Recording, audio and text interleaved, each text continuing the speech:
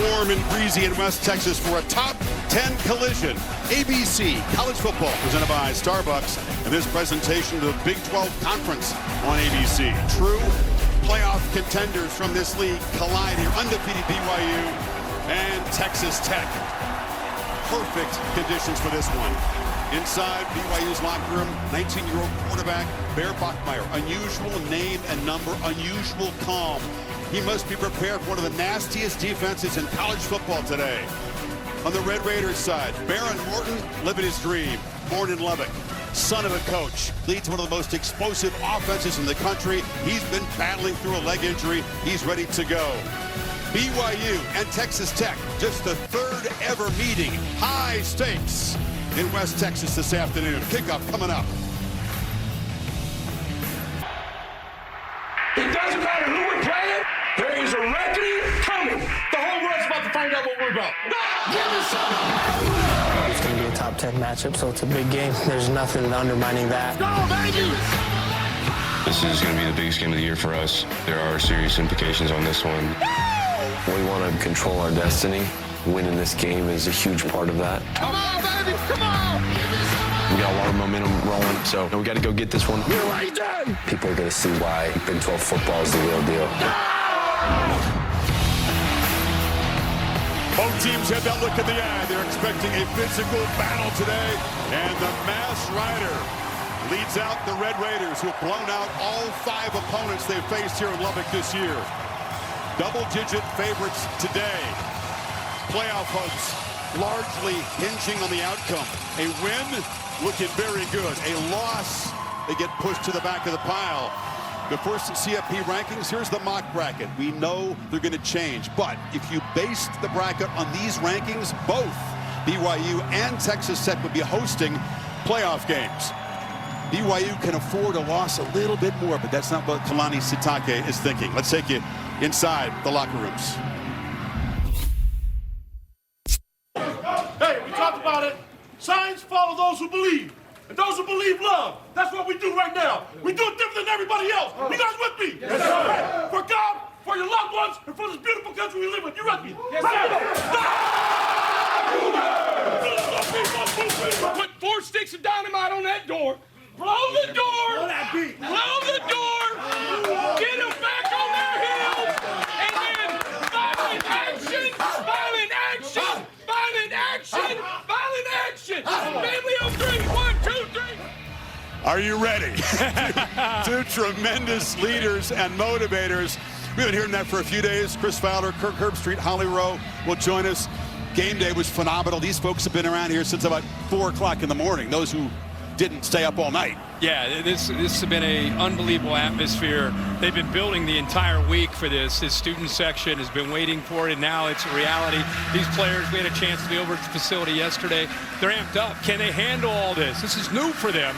And you got BYU. They pride themselves on this kind of game, a line of scrimmage game. So it's good against good. It's going to be great to see how this one plays out. Kalani Sitake said he expects a, quote, bloodbath, and we'll see who's going to be standing at the end. BYU won the toss and deferred. Excuse me, Texas Tech won the toss and deferred, so BYU will get the football first.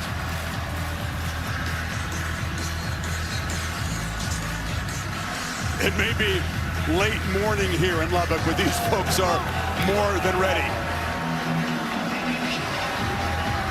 Stone Harrington debooted away. Texas Tech in their special Mahomes Ice jerseys today, and Patrick is in attendance. Cody Hagan standing in the end zone for BYU. He'll let this one sail over his head.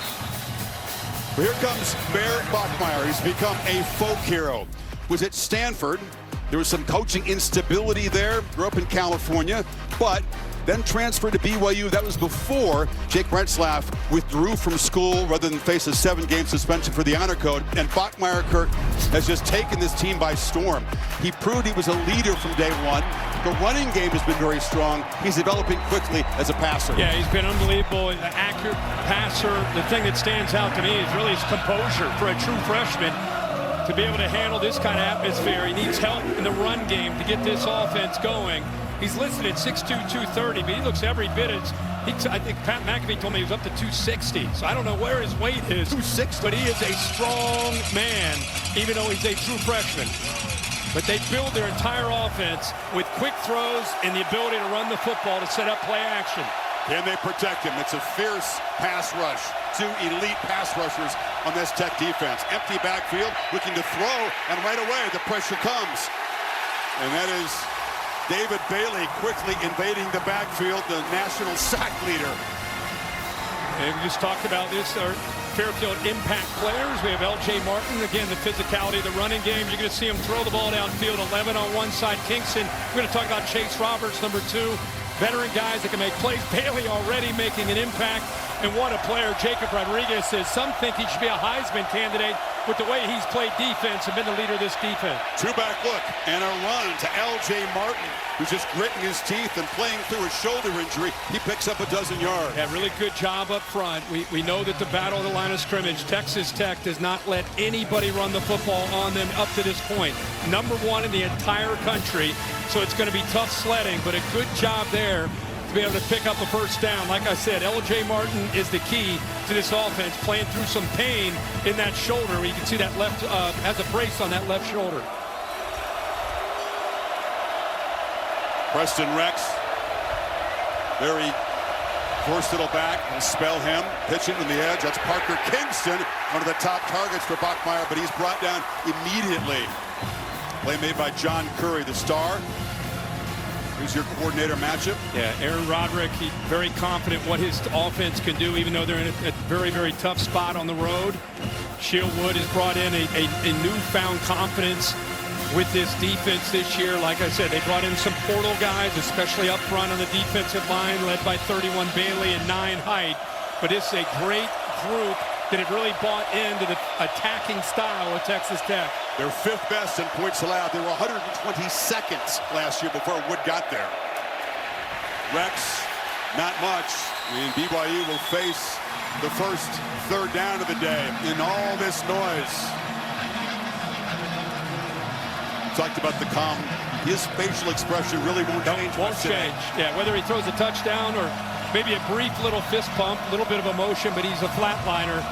Very old school in the way he has demonstrated his leadership as a young quarterback. But this is it. You got 31, David Bailey, Romello Height, both these guys, number 9, both these guys get after the quarterback. Can they give him enough time to execute on these 3rd downs? Opponents just 32% converting so far. Quick drop, slant. It is incomplete. He tried to find Kingston. He was in heavy traffic, and Bailey got a piece of the football, and BYU will punt.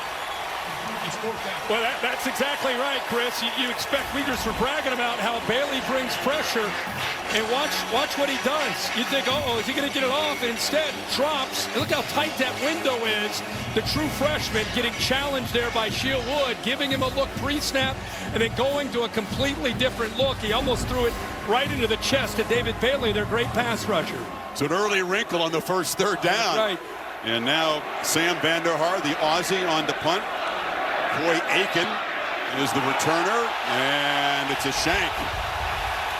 Rolled out to his right, off the side of the foot, so instead of pinning Texas Tech back, let's see where they spot it. It's going to be way up around perhaps the 40. Well, Baron Morton is living his dream, born here in Lubbock, son of a legendary high school coach here in Texas, leads one of the most explosive offenses in the country, and he's been playing through pain himself. He's got a lower body leg injury, missed a couple of games, very experienced, 5th year here at Texas Tech. And Will Hammond at the time stepped in for him and did a pretty good job, but this offense feels different when they have their gunslinger and leader Morton out there. Hopefully he'll be able to hold up and be okay with that leg injury, but he is a great leader, knows how to get this offense in the right spot. Here's a pre-snap flag. It was just a 19-yard punt. Tech, because of all the takeaways. Offense number 70, 5-yard penalty, first down. The defense creates. They've also got a piece of 6 different punts. Has had a short field a lot, and BYU determined not to let that happen, but the punt, not what they were looking for. And in conference play, they have gotten out of the gate against Kansas. They were up 18-0 in the first quarter. Against Oklahoma State, 21-0 in the first quarter. So BYU does not want to let this game get away from them. Cameron Dickey straight ahead. with Morton shaking off some rust. They got off to a slow start last week against Kansas State. Didn't do much until the second quarter, but ended up winning going away. There's Mac Leftwich on the right, the offensive coordinator, young guy, has a very aggressive approach, was at Texas State as an OC the last couple of years. Downfield shot, and it's broken up. And trying to find Caleb Douglas, long, fast receiver, and Evan Johnson was there to break it up. Yeah, and after the penalty, they spot the ball, and they were ready to go. They took a shot to Douglas, who's their best receiver downfield. Good job of trying to fight for that football, but boy, that is a great battle back and forth, and Evan Johnson using his instincts there to make that play out on the edge. Could be a lot of tough contested catches today. Who could win those battles might decide the outcome. 3rd and 13. Plenty of time for Morton. Now retreating, scanning. He'll be sacked. He kept backing up and could not escape. He got him way behind the line. 14-yard loss, and the Cougars get off the field. Well, this is a good job here by the middle linebacker. He's just kind of spying the quarterback just in case, and eventually he pulls the trigger and starts to chase him down, and really good coverage downfield, which allowed him to eventually get home and come up with that big sack. Cialia Serra's first sack of the season. 2 tough defenses today. Punt by Jack Burgess, much better. It's a Moff down there, scrambled for the football, and an early turnover. Kingston retreated, lost the ball, and Hampton falls on it. So special teams miscues early for the Cougars, and Texas Tech has a really short field. It's a swirling wind today down there. Yeah, and Parker Kingston is so sure-handed as a receiver. It looked like he lost his balance after he bobbled the ball initially. The eyes down, away from the football, slips. And Texas Tech, with great hustle downfield, right there, takes his eye off the ball at the last second, then loses his footing. And how about Texas Tech with that hustle there by Hampton for that recovery? Very out of character. Sitake's team does not beat themselves. Limit the turnovers. Early mistake on the road here sets up the Red Raiders in the red zone. Believe it or not, an area they have not been great. They're 98th in the country down inside the red area. Morton, end zone shot, and it's incomplete. Trying to loft the ball to Jacoby Williams, the multi-talented back. And that was good against good. That was Jacoby Williams sneaking out of the backfield, matched up against Jack Kelly, who's battled through some injuries, but is healthier this week. Initially got a step or two on him, but Kelly caught up, and just not quite a chance to make a play on the ball there. See Jacoby Williams and Cameron Dickey, 2 guys who can each make an electric impact. Williams, an excellent receiver out of the backfield. BYU still shifting around here on 2nd and 10.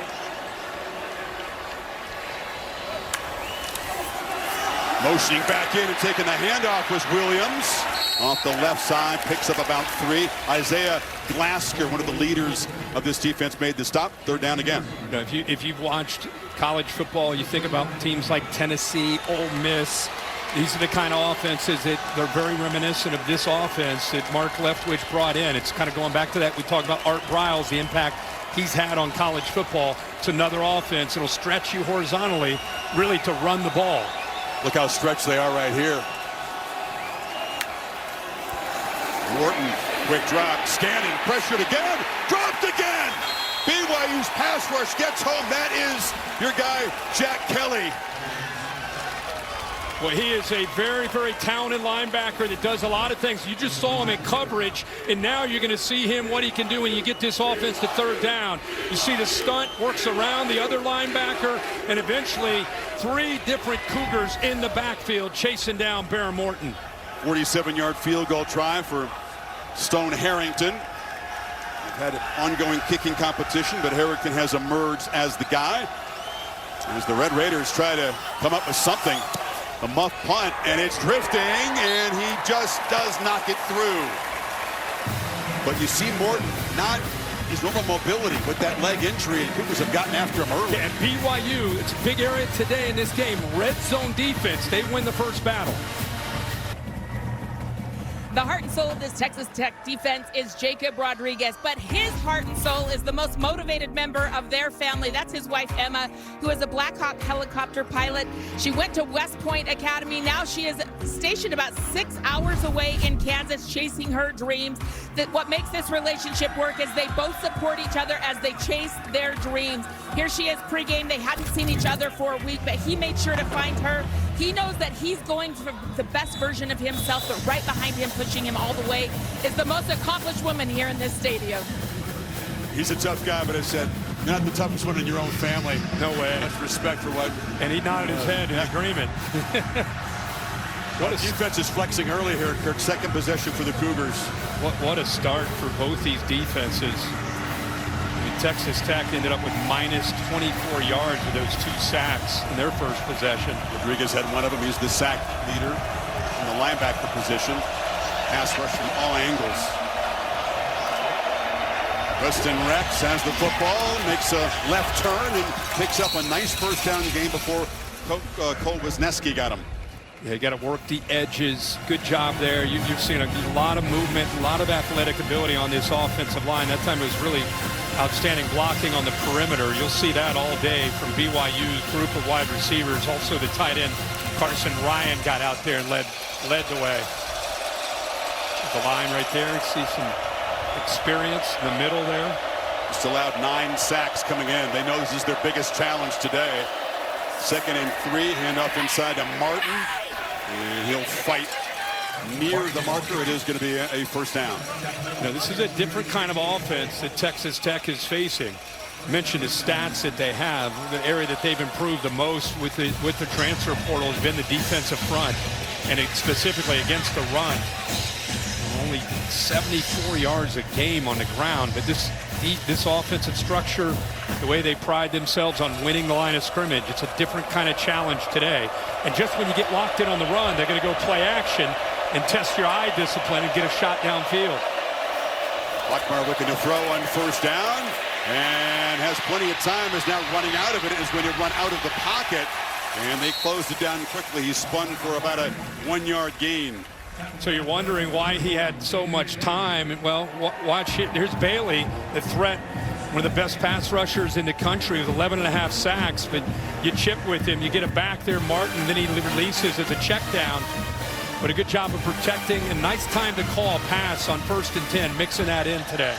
Bailey already has batted a pass down, has a quarterback pressure, and now a tackle for a short gain by Bachmeier. Running on 2nd and 9. Martin, they're getting a good push. They are. The center of that Texas Tech Yeah, front. Bruce Mitchell, speaking of the center specifically, Bruce Mitchell, 63, doing a really good job there, getting his body turned and pushing the Texas Tech defender with him to open that hole up. And you'll see that, again, they're going to hang their hat on the run game, and Dinkin and Duncan, test your eyes and then take a shot. They want to live in these 3rd and manageable to take the heat off the offensive line and the quarterback against this pass rush. Keeper, Bachmeier, whatever his weight is, 230. Pat claims 260. He's really, really hard to tackle, and that was evident from day one. They kind of eased him in at quarterback as a 19-year-old freshman, just running the ball the first couple of games, but don't sleep on his arm talent either, right? Yeah, don't sleep on his arm talent or his calves. This guy is a massive dude. He will run over top of you. I don't care if he's a true freshman or a senior. He's a big hoss. I was thinking about what Frank Broyles would say. His thighs are huge, Keith, right? look at his entire lower half. He is going to run over people. And another flag. It's been a little bit of a problem with pre-snap penalties. It's a tough environment here, but Sitake does not want to give away 5 yards in situations like this. No, their offense isn't built for that. False start. Offense number 20. 5-yard penalty. Still first down. Carson Ryan, the tight end.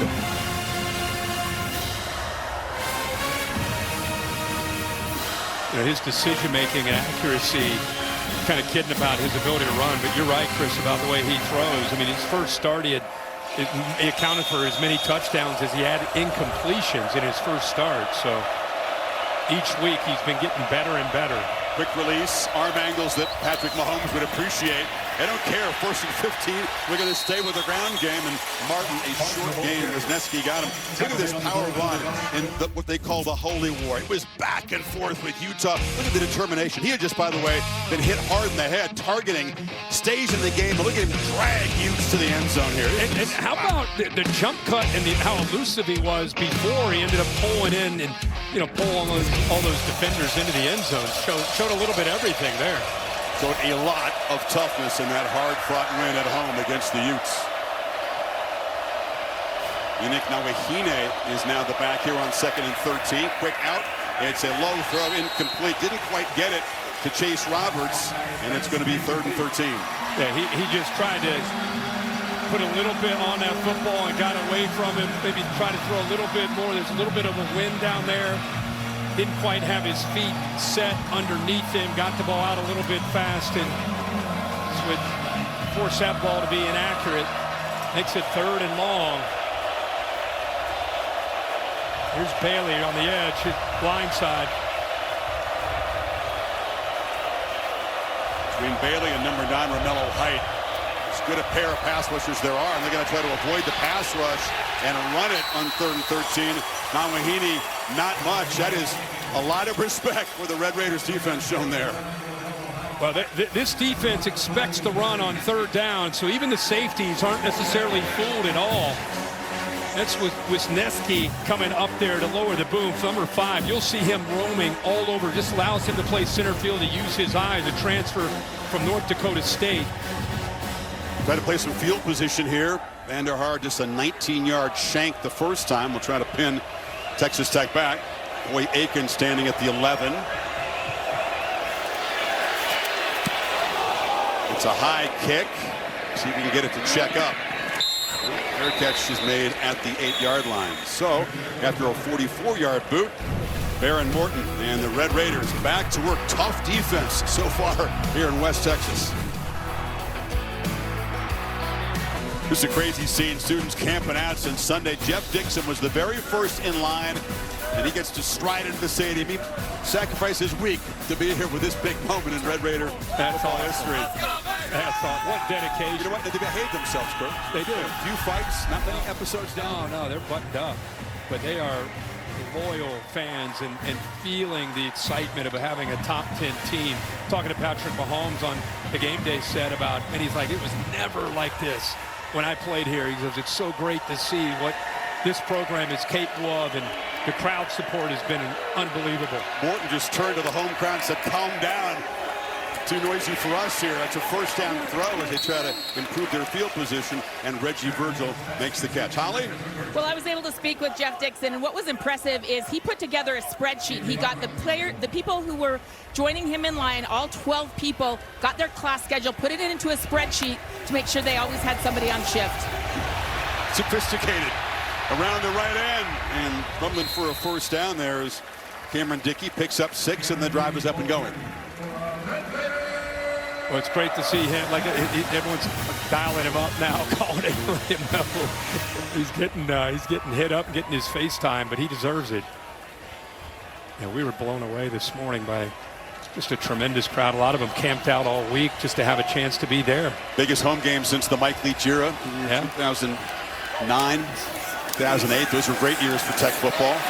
Long pitch. Virgil has it, and he's near the marker and picks up about 9 before Kole Satuala got him. You know, all these receivers at Texas Tech have great length. This time, Virgil, who's known as, he can go by you at 6'3", 190, the Miami, Ohio transfer, but does a good job of selling that and coming right back to the football to have that cushion. That's Caleb Douglas, the receiver. You talked about the best guy at that position for this team. Always lines up on the right side. Looks like he's okay. And just running around, he got tripped up by a BYU defender trying to make his break, and just ended up getting his feet caught up with a BYU guy, and he went down, was not able to get up. Good to see him walk off the field.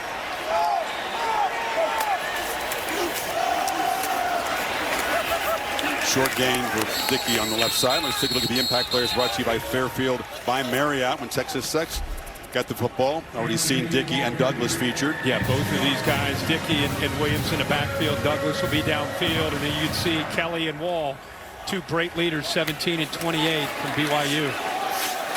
Hand off to Dickey again on the delay. She took the direct snap. Well, he does a really good job of just being able to hold on to this football. Watch this. And see, direct snap. Good job of holding on. Strong hands there. Red Raiders, of course, will crank the tempo. Morton on the move. Big collision. Waiting for him was Logan Latui. You can hear the pads pop. Yeah, Logan Latui right in position. Quarterback trying to almost bait him to try to get him to go out towards the perimeter.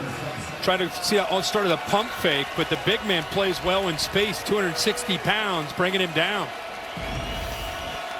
That's Texas Tech with a long third down. Over Weber State. Not what your quarterback could take too many hits like that. Needs 6 on third down.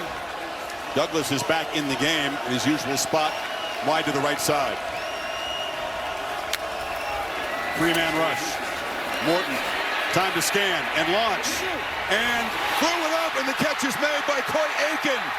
Came back to the football. That ball got caught up in the wind, perhaps. Well, he threw it right between the corner and the safety, and it floated up in the air. And I thought Evan Johnson, the corner to the right, would get underneath this. But as you said, him Aiken coming back to the ball is why he makes the catch. Direct snap again to Cameron Dickey. He'll do that because they don't want to run Morton on these design runs, but it's a ball that kind of fades, but a great action. If Aiken doesn't come back to that ball, and it's an easy interception for Johnson. Banging forward, Dickey near the marker. Going to say he's just short. You know, Texas Tech is #1 in the nation with explosive plays, so they've scored a lot of touchdowns. Their challenge for them, again, is when they've been in the red area, 98 in the country. First one went to BYU. Who's going to win down here this time? Spinning around and making the first down. Sarah got Dickey down, and yeah, their touchdown percentage is very, very pedestrian as Patrick Mahomes looks on. What's great about Patrick Mahomes is not only is one of the greatest to ever do it at quarterback, and of course here he is just such a junkie, a fan of the sport. So he is fired up on his bye week to be back here and support his team. Coach Andy Reid is a former BYU Cougar lineman. Thought he might come along, but I guess he did not make the trip today. Dickey again, just dragged down by Lutui, but Texas Tech squandered bad field position, at least in terms of getting in the end zone. Had poor field position here, but they've already moved it 83 yards. Yeah, they're doing a good job here up front, the execution. That time Terrence Carter, the big tight end, came around, got a really good block to open that up for positive yards. He's got a one-on-one chance at both receivers, playing man coverage on the outside. Final 30 seconds of the quarter. Second down throw to the end zone. Douglas. Touchdown, Texas Tech. What a drive. There's a flag down. Let's hold on. Pass interference, defense #1. Now penalties decline. Touchdown. Well, I just said they're a man-to-man. He has a run-pass option, and he saw that man-to-man coverage, and he dials up his favorite target, puts it right where he can make a play. Got the left foot down first before the right foot touched out of bounds. And there's the flag that comes in. The progressive pylon cam showing watch the left foot after possession. They're going to take a peek at this, I'm sure. Left foot down, and then the right foot comes down. And the toe tap, you're right, just before right foot hit. But how about the recognition by Baron Morton, seeing that he got man-to-man, and he could have gone either way. Decides to go to Caleb Douglas, who's 6'4", in his second year in this system. Does a good job at toe tapping. I think that one will stand up. You saw him with the Florida Gators for a couple years. Another one of the productive portal acquisitions. They'd emphasized defense heavily, but they had 9 of the top 100 guys available in the transfer portal. Douglas, one of those guys, spent a reported $28 million on this roster. which was a huge commitment for this program, and it's not even top 10. If you're talking about, well, Texas Tech bought their roster, After further other people review, are spending a the lot ruling on more. the field is upheld. Touchdown. And it is a touchdown. Morton on that drive, Kurt, 4 for 4, 61 yards. They mixed in 8 running plays in the drive. And like I said, they've had trouble scoring touchdown in the red zone. His eyes lit up. That was a running play that they had, but it had the tag of being able to go. If he saw man-to-man, throw the fade, and that's what he did. He found his main man open one-on-one for the touchdown. Talked about the fast starts of Texas Tech. And they have jumped out by 10 here, assuming Harrington can knock this through. Well, the pass rush got after Red Raiders offense the first couple possessions. But you see number 5 scored for Texas Tech as the legendary number 5 looks on, liking what he's seeing. As the All-State playoff predictor, 4 weeks to go in the regular season. As the stretch run unfolds, you're going to see games like this. Notice Texas Tech with a win, 84% chance to reach the college football playoff. A loss, it's deep trouble. BYU coming in undefeated. In a kind of afford a loss in the eyes of the computer. It'd still be 50-50. What they can't afford to do is have too many empty possessions on offense. They've been used to coming back. Double-digit deficits, no big deal for BYU, but this is a very, very tough environment. Bachmeier, given 47 by his dad, Michael. He played middle linebacker, running back in youth football. Just kind of kept the number when he shifted to quarterback in junior high. Yeah. I mean, it's cool to see. It's unusual. It's different. Kind of fits his style of play. They got to get him going right now. The first quarter, 1 of 4 for 1 yard. Wonder if the wind down the field, I feel like they're facing, you look at the flags at the top of the stadium into the wind, but got to get him going with some screens and some high percentage throws. You know they got to run the football to have success. Texas Tech extremely stout, and that push they were getting early, not happening the last couple possessions. He picked up 2 there. Now this great build-up in West Texas, all the hype and the hysteria for this game, and the Red Raiders fans love what they see in the first 15 minutes. 10-0 Tech. Back after these messages and a word from your local ABC station. Well, Coach, you're down 10. You've got to get your offense going. What do you do to help your young quarterback right now? Well, fortunately, we've been through this position before, so now we got 3 quarters to make up for it. And we just got to do the simple things first, you know. And I mean, the turnover happens, but we got to see how we respond to it. But I believe our team will be okay.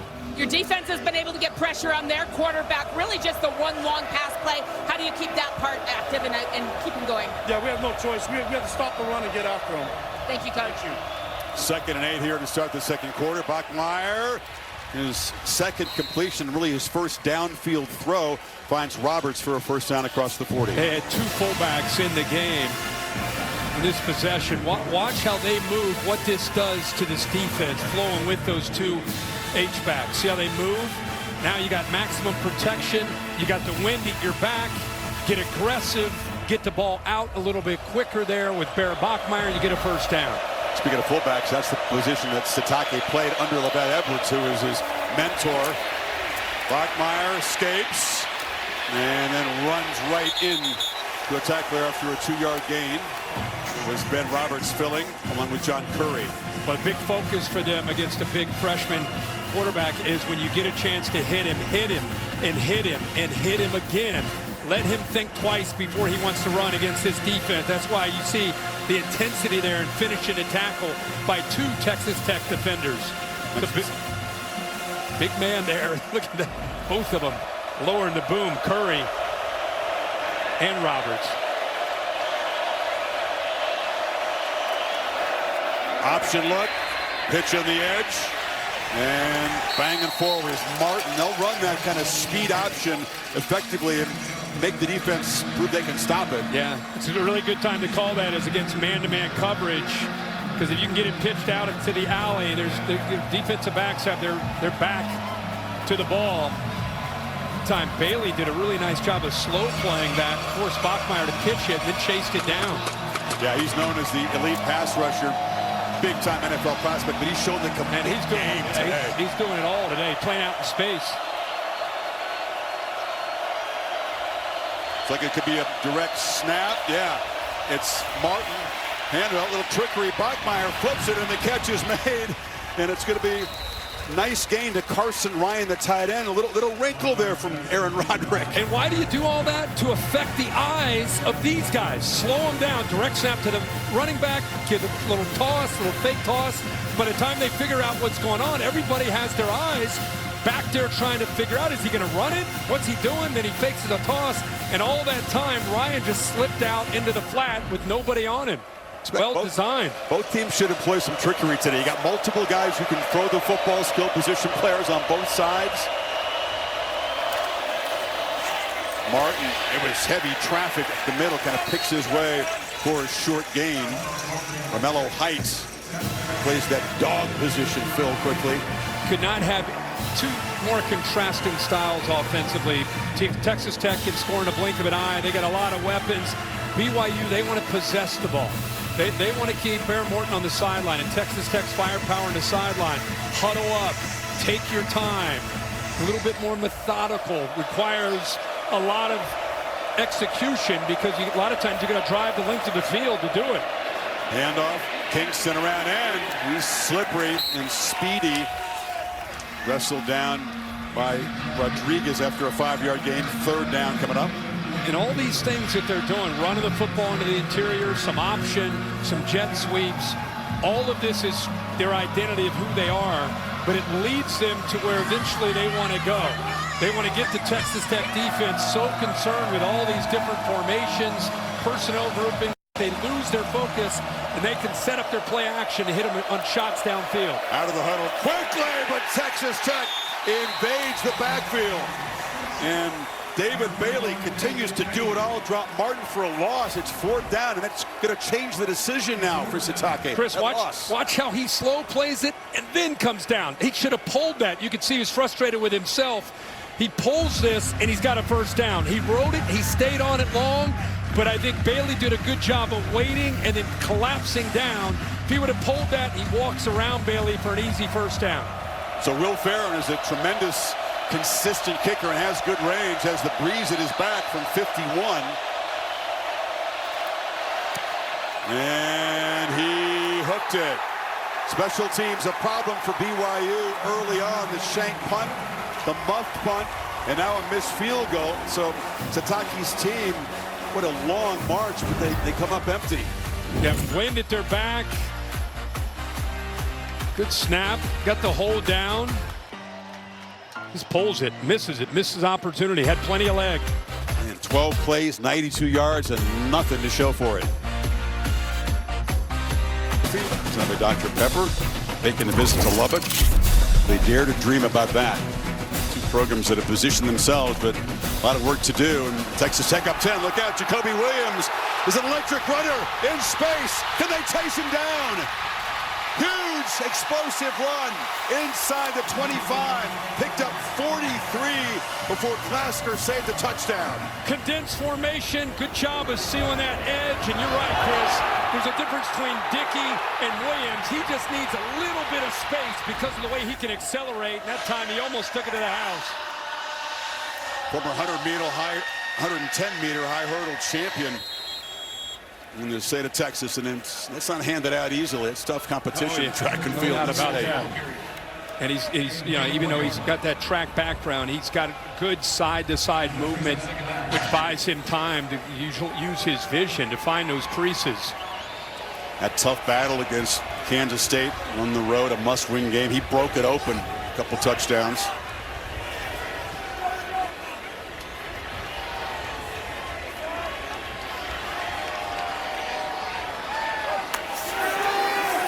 Morton looks left. That's the tight end, Carty, who came across in motion, a little bit behind him, but off his hands. It's going to be 3rd and long. Yeah, they put him in with an exit motion. He was in tight. They got him out wide where he could use that slant route to be able to work against a corner.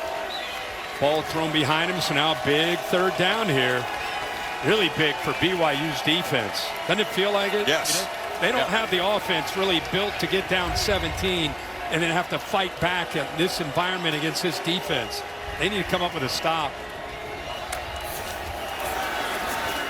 Morton, slant, caught, First down. Terrence Carter, good pass catching tight end, very smooth, fast guy. Well, they went right back to this exact same play, that exit motion to get him out to the perimeter, and then they cleared the two receivers in front of him. It opened up a ton of space. Pretty tight coverage, but a perfectly thrown ball by Baron Morton. He'd been out injured, returned last week. He's a matchup problem. Delayed handoff inside. Dickey knocked down after a short gain. So they convert the 3rd and long, and as you said, this Cougars defense really backed up now. 17-0 would feel like a tall mountain. Very, very tall. Boy, these backs, Dickey and Williams, complement each other so well. Such different running styles and strengths that they bring. Dickey more of a hammer, especially down in this area. 215, but he runs bigger than that, doesn't he? Yeah. Morton zips it incomplete. He's trying to find Aiken on a crossing route. Good coverage by Cabella. Yeah, Cabella out there played man-to-man on that last play, and there was a pivot route where the receiver Aiken went in and then worked back outside, hoping that he could get the leverage on the defensive back. He had it, but good pass rush to force that ball out a little bit early. Big 3rd down again. Big red zone moment for this offense that hasn't been elite in this area, as you said. 3 receivers to the right. And a whistle before the snap. And a timeout's going to be taken by Texas Tech. So McGuire, First charge timeout. did not like what they saw there. Immediate timeout. And we'll come back. Red Raiders knocking on the door, trying to build this lead. Hey, Corritos, you can't throw tortillas. That's been outlawed here. It's going to be a big fine and a penalty. So the great tradition is no more. 3rd trip to the red zone already for this Texas Tech offense. Baron Morton, by the way, you look at all the things that he does well as a quarterback. He's elite throwing the ball on 3rd down situations like this. 70% completion. He's got the best yards per attempt of any quarterback on 3rd down throws. A little tighter down here, obviously, in the red area. No doubt. BYU loading up against this 3rd down. Morton chased, heaves it, and it's incomplete. Pressure came pretty quickly there from Jack Kelly again, and they'll force a field goal. Yeah, you and I saw the same thing. I mean, it was Kelly on this blitz. What I love to see is, you know, he comes in initially and then goes right through Dickey and pushes him through a second time, almost threw him into the quarterback's face. Good aggressive approach there by BYU to get off the field. You notice Kirk Morton was kind of hobbled. He kind of limped off the field that time. Again, he's got that lower leg injury that he's just kind of managing, but mobility not ideal. Chip shot for Harrington from 27, and to make it a 13-0 game midway in the 2nd quarter. So another effective drive from Texas Tech. They do settle for 3. We keep an eye on, Baron Morton. Cougars pass rush has been getting after him, and as he ran out to his right to avoid Kelly, may have tweaked that leg. Here he is leaving the field.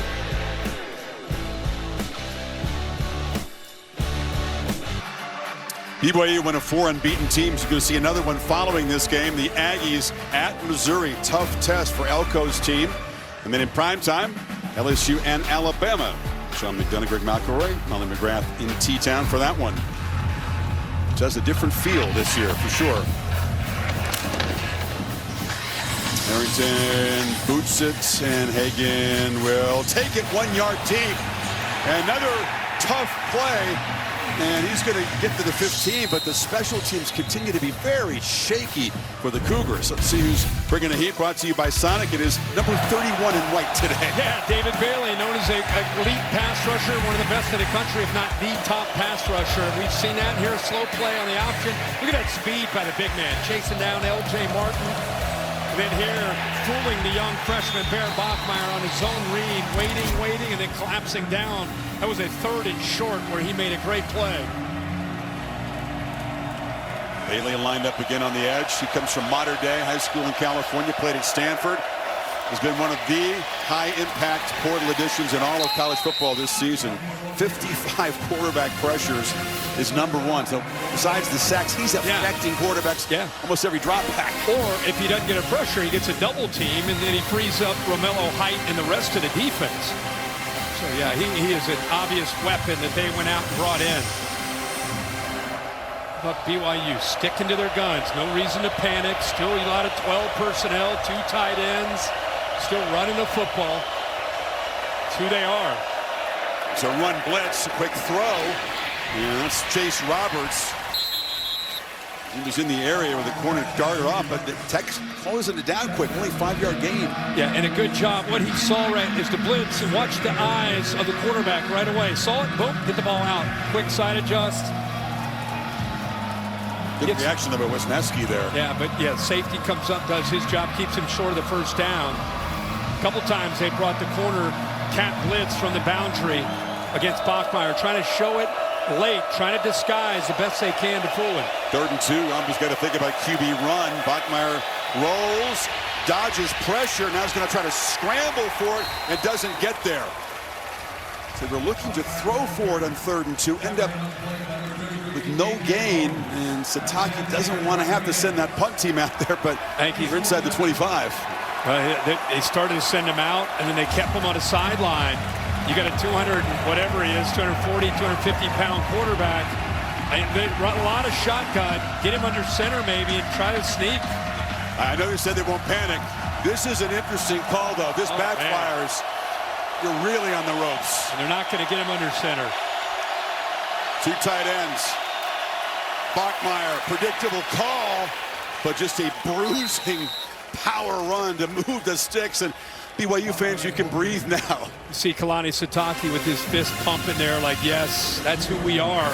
We get to those short yardage. We're going to take a chance even deeper in our own territory, down 13. That could have gotten sideways in a hurry. There's the reaction. The whole world knows what's coming. Relying on the power of the quarterback. It reminded me 2006 when Chris Leak was the Gators quarterback and big number 15 would come in short yardage and in the red zone.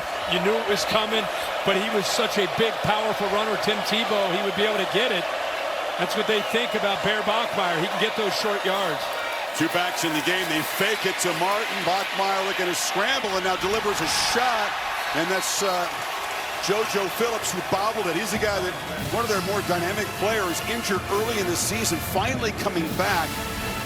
Yeah, and at the catch. Here he does. Look at the separation he's creating. Good job. Bachmeier puts it in front of him. And again, I don't know if that's just a case where you're just starting to think about where to go. Now, in his defense, Chris, you mentioned the injury. That was 2nd game of the year against Stanford, the broken collarbone. Hadn't played a lot, obviously, since in his first game back.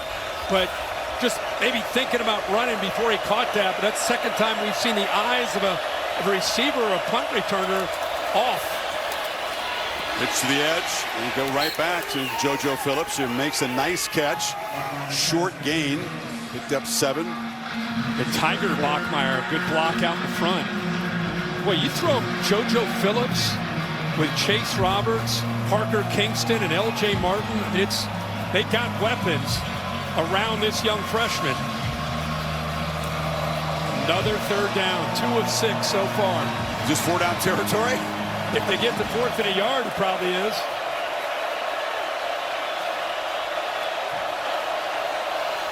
Roberts comes across in motion. Bachmeier from the pocket slings it sidearm, and Martin working hard doesn't get there.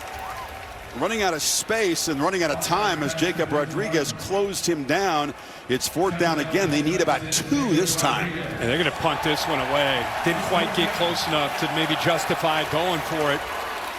They really can't afford to roll the dice again on this possession.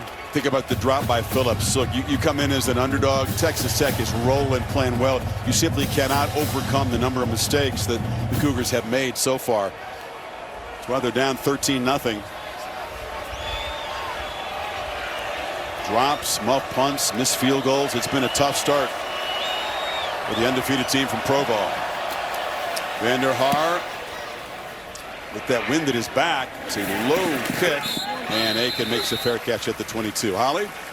Well, guys, you saw Baron Morton limp off a little bit. He has been dealing with a hairline fracture in his fibula after week 1. He's been going through some pain, but look what they've worked out for him. This is a 3D carbon fiber mold of that side of his leg. He puts it under his tights, tapes it up, and you can see it's providing a little bit extra protection on that bone. But he did tell us he gets sore. It is still healing. He aggravated it against Kansas a couple weeks ago, sat out for 2 weeks, and now he's back. But definitely keep your eyes on that. He limped off in the last possession. He wanted to play against Arizona State. That's the one game they lost right after the injury. They wisely sat him a couple of games, but he has been around too long and waited for moments like this. Does not want to pass up the opportunity, no matter how painful it is. Misfires that time. Not only has he waited for his opportunity, you guys showed the video and the pictures of him as a youngster growing up. 2008, when we were here for the game with Michael Crabtree, when they upset Texas. I mean, he is a diehard fan who ended up punching his ticket to become a player for the team that he grew up. So you can understand why he would want to do this and play, you know, no matter what it takes. Young Morton there with Clay McGuire on the Red Raider. Look out.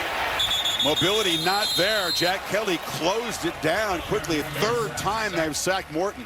Yeah, they keep bringing these linebackers, and they're doing such a good job of winning.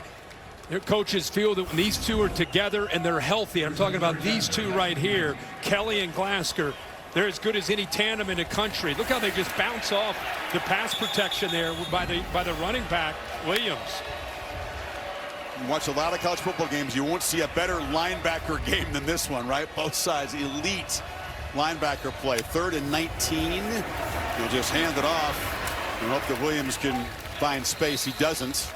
Man, that's BYU's defense making a desperately needed stop. And they still have their 3 timeouts. Remember, Tech deferred, and so they will get the ball to start the second half. And if BYU looks like we'll get one more possession to try to get points up on the board, cut into this 13-point lead. They do have the wind behind the back of the quarterback. Jack Burgess makes his first appearance to punt, or it should be second appearance. It was Kingston who had trouble with the first one. This one they punt away from him, and it's fielded on the bounce and then stepping out of bounds for the Cougars. Nakua. But talked about the game in 2008. Michael Crabtree had the last word. Number 1 Texas. Michael Crabtree. Oh my gosh, number 1 goes down. And the party was on in Lubbock. What a night. Look at that scene. Yeah, we were a small part of that. There were some former Red Raider players who were hanging around, as I recall, celebrating the moment. That was cool. That was cool. You were down there with the bear down there. Never forget your reaction. I was right by the pylon. You were shocked. Your facial expression actually really represented the moment, maybe better than anything. Bachmeier tries to leap, and he just left right into the arms. He got slammed down by Wisniewski. Yeah, I don't know if you want to jump up there and give the defense a chance to get an opportunity to take a shot like this. Wisniewski just lowers him, throws him down into the turf. He is one of the better hitters you'll see in the safety position. The quarterback made it easy for it to him there. Just jumped up into his arms. So BYU, 2nd and 8, a long way from trying to cut into this lead of the 2-minute timeout. Reese Davis and Mike Ruhlman are it'll really be Desmond Howard, Capital One halftime report. Big Mike.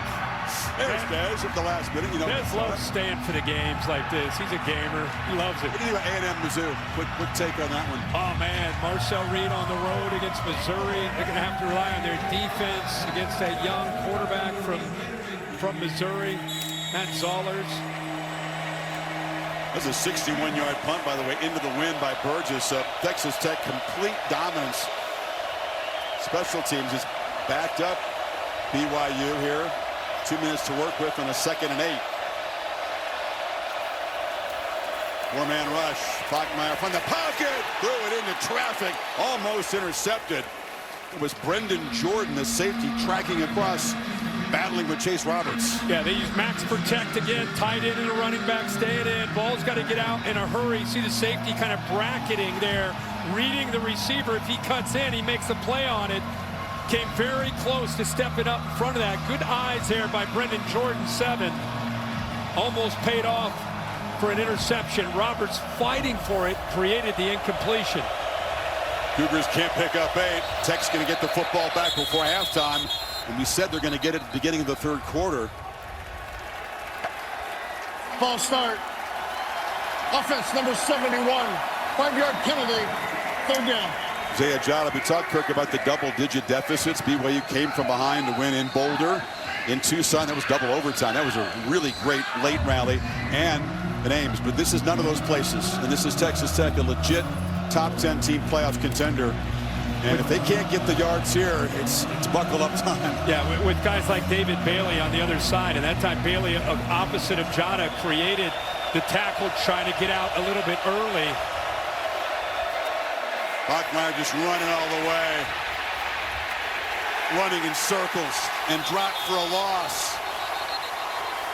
I tell you what, this pass rush is in the head of the young quarterback. You can understand why. That was Romello Height who dropped him, and they'll punt again. Yeah, that was just 4 guys rushing the quarterback. You know, he gets out of there fast because of the edge pressure on both sides by Height and Bailey. And they're getting a pretty good push into the inside as well, led by Lee Hunter.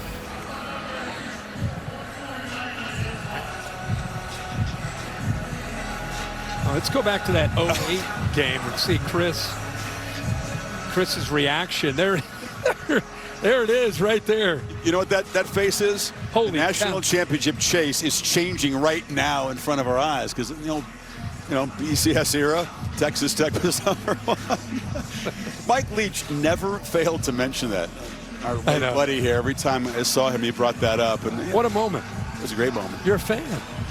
I mean, you're caught up in the. I was up here doing that too, calling the game. They've waited a long time, and that was a great era of Texas Tech football. But it's been a little bit of a drought. You talk about Joey McGuire comes in here. They hadn't even had a winning record in the conference for a dozen years, and he's stacking together now. And this is, I think we're seeing. If you didn't know much about Texas Tech, haven't seen a lot of their games, a legit, powerful, well-balanced team. Vander Haar. Wait for the coverage team to get down there, punted it, and a fair cut by Coy Aiken. Week 10 Monday Night Football. The Eagles square off against Jordan Love and the Packers from Lambeau, 8 Eastern. Peyton and Eli have the Manning cast on ESPN2. So here's Texas Tech, Kirk, chance to really stick the dagger in, perhaps. BYU's, they're tough, they're resilient, but as you said a couple times, not really built no, they're not. Deficits, and they're having trouble stopping this Red Raider offense. So this is a big last minute 42 of the half. Absolutely. Have the one timeout left. But they are comfortable in that up-tempo pacing. That's who they are anyway.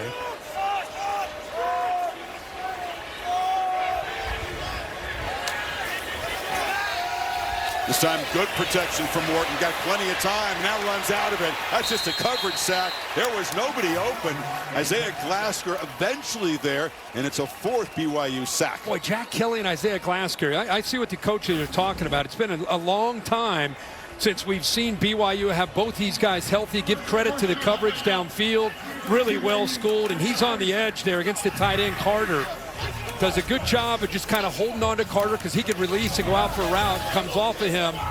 And BYU will call the timeout, thinking ahead, maybe trying to get the ball back for maybe one last possession after that sack. Yeah, the 9-yard loss. Interesting decision by Sitake. Yeah, smart. And he didn't wait. Glasker and Kelly, so much time together in the field, but they also, unfortunately for them, bonded in the training room. They've both been nicked up, kind of playing through things, and the commitment that it takes just to deal with the bumps and bruises. And we are 9 games into the season. You can see when those guys are healthy, they have been for a while. Different defense. Yes. Different defense. Not only leadership, but playmaking ability. Just like what Texas Tech has with Bailey and Height. And these guys are at the second level. Get involved in pass coverage and also, as we've seen today, rushing a quarterback. 5 receivers, empty backfield. Morton pump fake, now delivers across the middle, and that's Carter, the tight end. Look out. He's going to be brought down just short of the marker, and now that timeout that Sitake took may have backfired. It's going to be 3rd and 1. Yeah, it's the, you know, you roll the dice there. Here we go with that tempo. Boy, is Carter a difference maker, a tough matchup. Dickey escapes, still running. Cameron Dickey, powerful run inside the 45, picked up 11. So important, obviously, to wrap up any of these backs, but especially how physical Cameron Dickey is, spinning out of a couple would-be arm tackles. Lasker and Satawala had a chance to bring him down, and now Morton takes a shot, and coming back to grab it is Virgil. Run out of bounds. 1st and goal in the final minute, picked up 39. Well, that was perfectly thrown, and a great route that time on a slant and go by Reggie Virgil, who's a great vertical threat. One-on-one, these corners on islands. Safeties were occupied in the interior. It freed it up on the outside. He knew all along he was going to throw it to number 1 and hits him in stride for a big gain. Boy, when they have it knocked Morton to the ground, he's thrown some nice balls. 3 plays now over 35 yards. Handoff inside. Ricky that time contained. Tech with 1 timeout. Yeah, they're going to hold on to that last timeout. You know, field goal keeps it at 2 scores. Yep. Psychologically, a big boost for BYU. Or a knockout shot, maybe for Tech. Slant. Incomplete. Just off the hands in the end zone there of Coy Aiken. Aiken, that looked like a bust in coverage. Nobody there. It's a touchdown. Nobody took him there on that quick slant. Mahomes thought it was 6. He is all in. Normally pretty reliable slot receiver is Aiken. Yeah. 3rd and goal.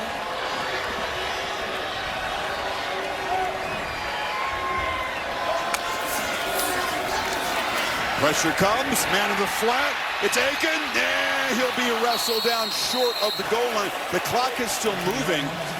He's brought down inbounds by Satawala, so Tech will have to take their last timeout to stop the clock if they want to here. Yeah, they're just going to let it go down, play for a field goal. Yeah. What a play there. Satawala, huge stop. Feels like a tough deficit to make up, but that was a 4-point play. If Aiken gets free in the end zone, the drop, of course, on the previous play was a real chance to go up 20-0 at the break. And instead, Harrington comes out for his 3rd try of the half. This is the entire drive here. This is a big play here by Terrence Carter on its 2nd down and long after the sack. Got their mindset changed to think about trying to come up with points. Good tough running. Couple spins here to be able to get out of some arm tackles by the tough running Cameron Dickey. And then downfield, just taking a shot on a slant and go. This is a great route by Reggie Virgil. Gave him a chance to maybe, here's the motion. Watch the reaction right here. Now he's got to go back. Now he's got to work through like a mesh route, work through some traffic. And he ends up making a play just short of that goal line. Satawala leads to Cougars in tackles. Made a big one there. Well, it's 4th down and no field goal attempts. Offense out there going for that perhaps knockout punch. And I think it's the opportunity, right? The opportunity with the ball to start the 2nd half. Why not? Why not take a chance here? Your defense is playing so well. Makes sense. BYU going to call a timeout now as well. I think both these coaches know what's at stake here. You know, BYU gets a stop the way this whole half has gone, just to be down 13. That would be a win, really, for BYU, as opposed to the other side of that. Tech scores, they go up 20. They get the ball to start the 2nd half. Love our viewers to stick around, but it may not be pretty. Sitake says they're built for this, resilient. This is completely different with respect to their comebacks earlier in the season. To be in this environment against this team, and best team they play. Nasty pass rush. If you have to come out of character, if you can't build things around the running game, you have to throw a freshman back there against this group. No, very challenging. They like to play where, you know, they're within a possession or they're leading. You know, it allows them to kind of stay with their style of offense. They do not want to put that offensive line and this quarterback into obvious passing when you know you're going to have to throw against Bailey and Height and company. Jacoby Williams, one of the running backs, is set out far to the right along with Douglas.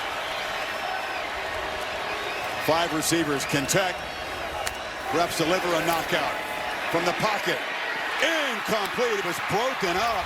Terrence Carter was the intended receiver. Look how fired up Sitake is. I'm telling you, Mooney who came across. He's down 13, but like I said, that is a boost to go in to come up with that stop. And Isaiah Glasker, as soon as the ball is snapped, 16, he looks into that slant. But I think it was really on the back side there with Dumani coming in there to knock that away that prevents that from being a touchdown. Big stop by the BYU defense. They're getting healthier, BYU. He's been out 3 games, and Mahomes says, the red zone, a little tricky. 4 trips in the first half, a touchdown, 2 field goals, and that 4th down stop. Let's go to Holly with Joey McGuire. Well, Coach, you decided to go for it in that moment. What was into that decision? Yeah, just from the standpoint of our defense was playing so well, we felt like if we could get in the end zone right there, it would be really hard at any point for them to do anything. It would probably get them out of their game plan because they would have to press, and we believed in the play call. I mean, we had 2 shots in the end zone that hit our receivers' hands. We got to make those plays. Coach, your quarterback's getting sacked quite a bit, 4 sacks, but he has stood in there and delivered some big strikes. What does that say about your young man's ability to operate under this? Yeah, I mean, he's ready for the pressure. We've got to do a better job, and he's got to do a better job stepping up. He's had a couple of clean pockets and escaped into the pressure. Thank you, Coach. Thank you. He was thinking, I got an opponent on the ropes to see if he can go for the knockout, but the Cougars did punch back on that final play of the half, dominated by Texas Tech, 13-0. Reese, Des, on the Capital One halftime report right here in Lubbock, coming up after these messages.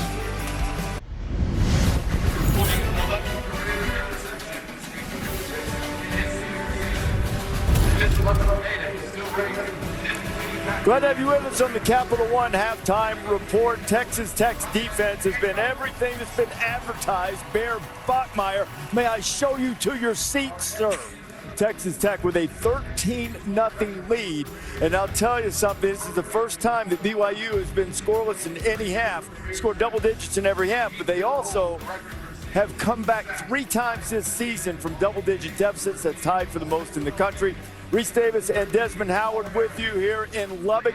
Big 12 showdown, college football playoff implications.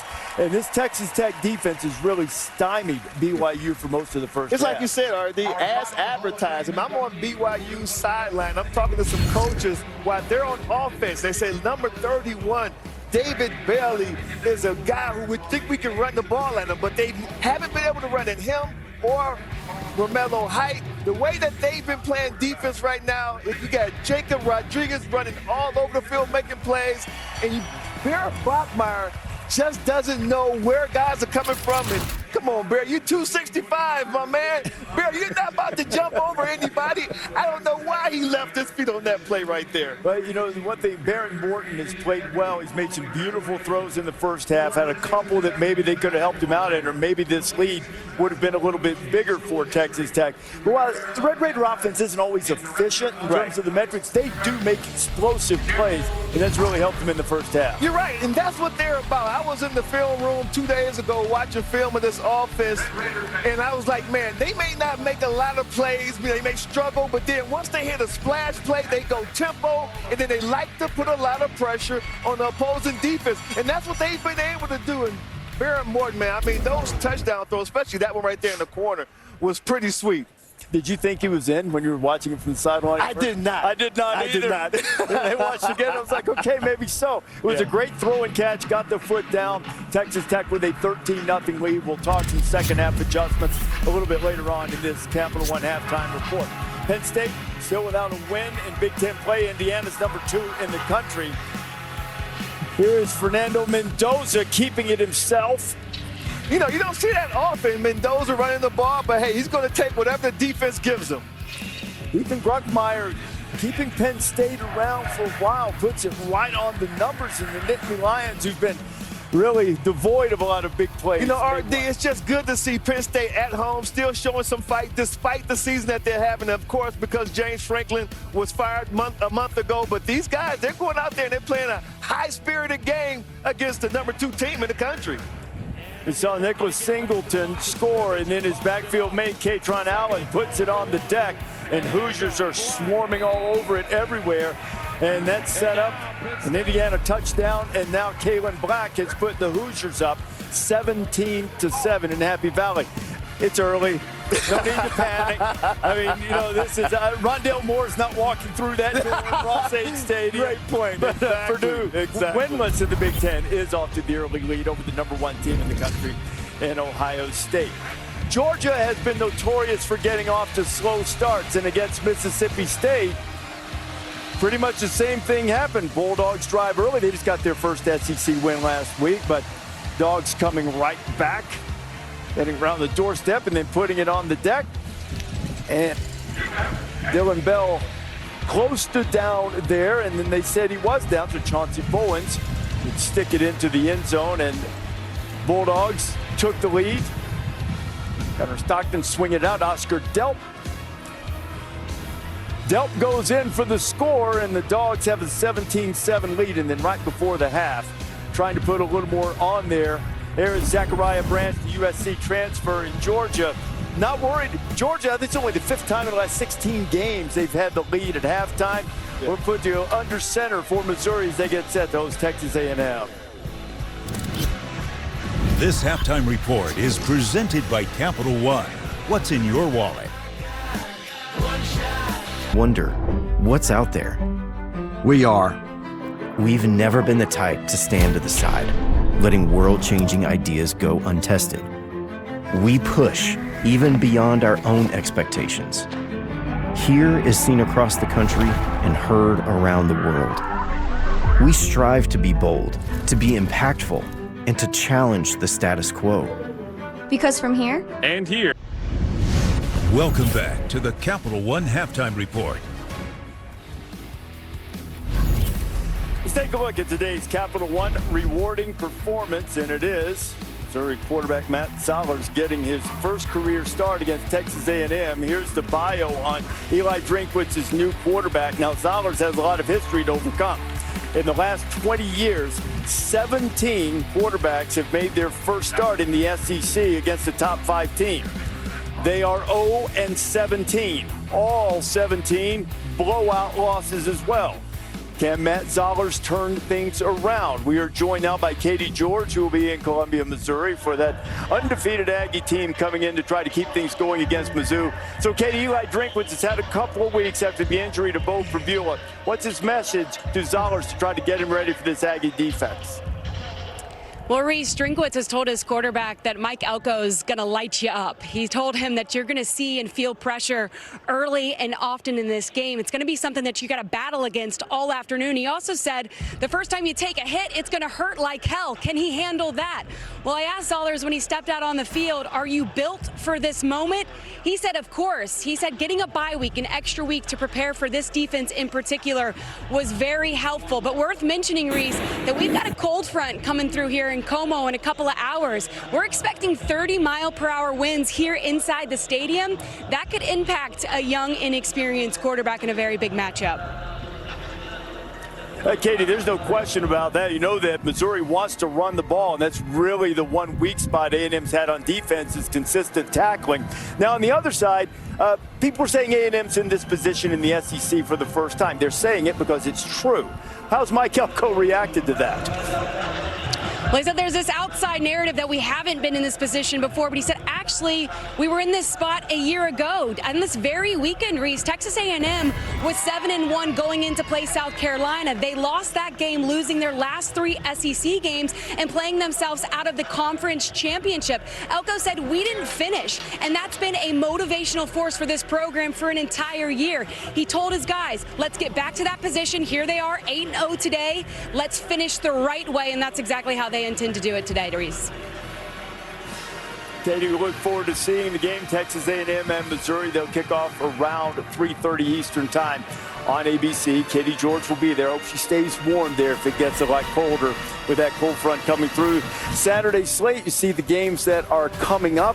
Wake Forest and Virginia tonight on ESPN. And then they've got LSU and Alabama, interim coach for the BYU Bengals against the Tide. Yeah, after they parted ways with Brian Kelly, they had a bye week. They had another extra week to prepare for Ty Simpson, this Alabama offense. Really curious to see the type of energy the Tigers come out with and see if they can sustain that for 4 quarters. Okay, the weather going to be much better there than Katie was saying it's going to be in Columbia. So right there, do have a little bit of a chance of rain. Alabama struggled to run the football. New play caller for LSU and Alex Atkins. James Madison and Marshall, the Dukes are kind of hanging around that playoff picture. Alonzo Barnett finds it to Braden Wisłowski for a touchdown. JMU with a 7-0 lead. Antoine Roberts have an answer. Marshall mixed the extra points. It's a 7-6 game. Wow. And then JMU back on offense. There's Wayne Knight. Hello, end zone. 21-12, so James Madison still putting on some pressure. Of course, you look at the group of 5 teams, the 5 highest-ranked conference champions make it to the college football playoff. Doesn't impact their seeding. They would go in either where they're ranked or at the lowest seed possible, and we'll see if James Madison can get into that fight. We'll have the new rankings, which doubtless will be changed, presented by Goodyear, Tuesday night, 7 o'clock Eastern time on ESPN. Well, as a champion to crown, and AT&T Stadium is where we're going to decide it. Into the corner, touchdown.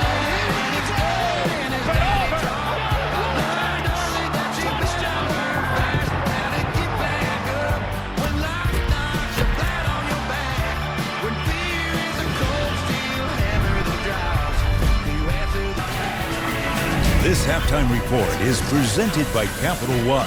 What's in your wallet?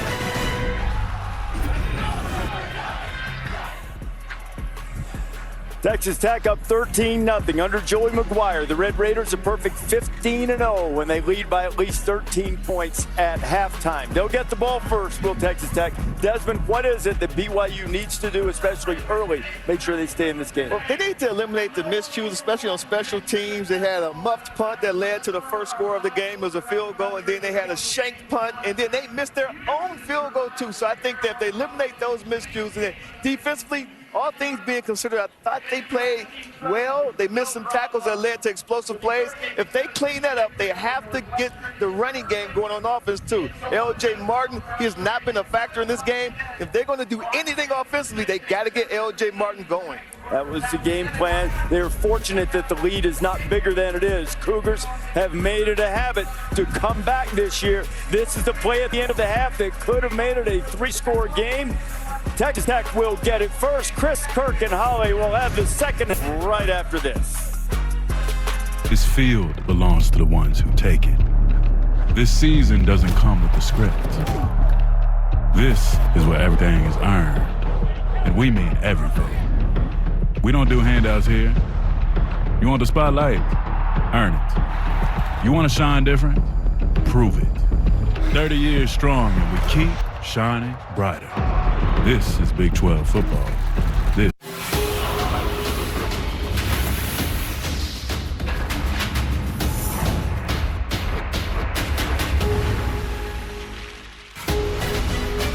Set for the second half in Lubbock, this top 10 Big 12 collision, ABC College Football, presented by Starbucks. This presentation of the Big 12 on ABC. Texas Tech outplaying BYU really in all 3 phases. 13-0 could easily be 24-0 or worse. Uncharacteristic, sloppy first half for the Cougars. They got to play defense to begin the second half here. Yeah, before you worry about what Kalani Sitake and this offense can do to get back into the game, they have to come up with a stop right here to kind of get themselves to believe and to get their offense to believe that they've got a shot. And then I think on offense, they got to get the quarterback throwing a little bit more on early downs. He's got a great group of receivers. They're going to have to utilize them, but don't wait till third down. I think early downs would be a good time to air it out. Here's a big play by Raider DeMooney to break up that pass in the final play of the half. Holly? Well, 4 plays. That's what Sasaki talked to his team about. 4 plays is the difference maker in that first half. He said, we muffed the punt, we gave up 2 long pass plays and a long run. So we're only down 13. He said, unfortunately, we've got experience. We've been in this situation before, so we know how to climb out of it. But what will it take to climb out? That we've got to keep stacking play on play on play on offense. They're getting some short yardage ground game, but they've got to keep stacking bigger plays to keep those chains moving. There have not been very many explosive plays at all. 12-yard run by L.J. Martin and a couple passes for 14 to Roberts, 15 to Ryan. No shortage on the Tech side of explosive plays. Is Jacoby Williams, who created one of them on the ground, goes off the left side for 4. Yeah, this offense, again, they spread you out. They make you declare where your numbers are going to be, and then they like to attack in other areas. Quick pitch to the edge. And knocked out is Aiken. You think about that pass right in his chest that McGuire referenced, that would have been a touchdown at the end of the half. So BYU really fortunate really to be within 2 scores at this point. But as you said, a chance here, get a stop on 3rd and 3. Going empty. Let's see if he brings the running back Williams back. He's all the way at the top. Is he going to keep him out there? He's got Kelly matched up across from him, 17 blue. Cougars not showing pressure. They rush 4. Barron. There it is. Lofts it down the field. Battle for the football. And it is Jacoby Williams over there, defended by Jack Kelly. And Cougars do get that stop you said they needed here in the 3rd quarter. Yeah, just pointing to that. The running back against Kelly is a matchup, one-on-one, gets separation. The ball brings him back, and it gives Kelly a chance to get his hand on that football. Turns, looks. Actually, he does not get a hand on the football, but it's good enough coverage there that made it tough on Williams to make that catch. So they do their job, getting the 3 and out. Burgess punting into a win that's picked up even since the first half. It's a pretty stiff breeze. It's had a line drive, ugly kick. Gets a good bounce. Kingston tracks it down. And he knocked out of bounds after a short return. And BYU will start about the 16 as a 52-yard punt. Against the wind, he kept it low. Line drive. Ram trucks for their unstoppable performance. Well, it starts with their defensive pressure off the edge with height. Saw Bailey there making plays. This young quarterback has really been overwhelmed. Pass rush has been able to affect him. The coverage moving around, giving him different looks. Hasn't been able to settle in. Still fighting. But they've got to do it, like I said. I mean, now that they have tough field position after that punt inside their own 11, might be tougher to do. But once they get favorable field position, get closer to midfield, start play action passes on early downs to Roberts, Kingston, and JoJo Phillips.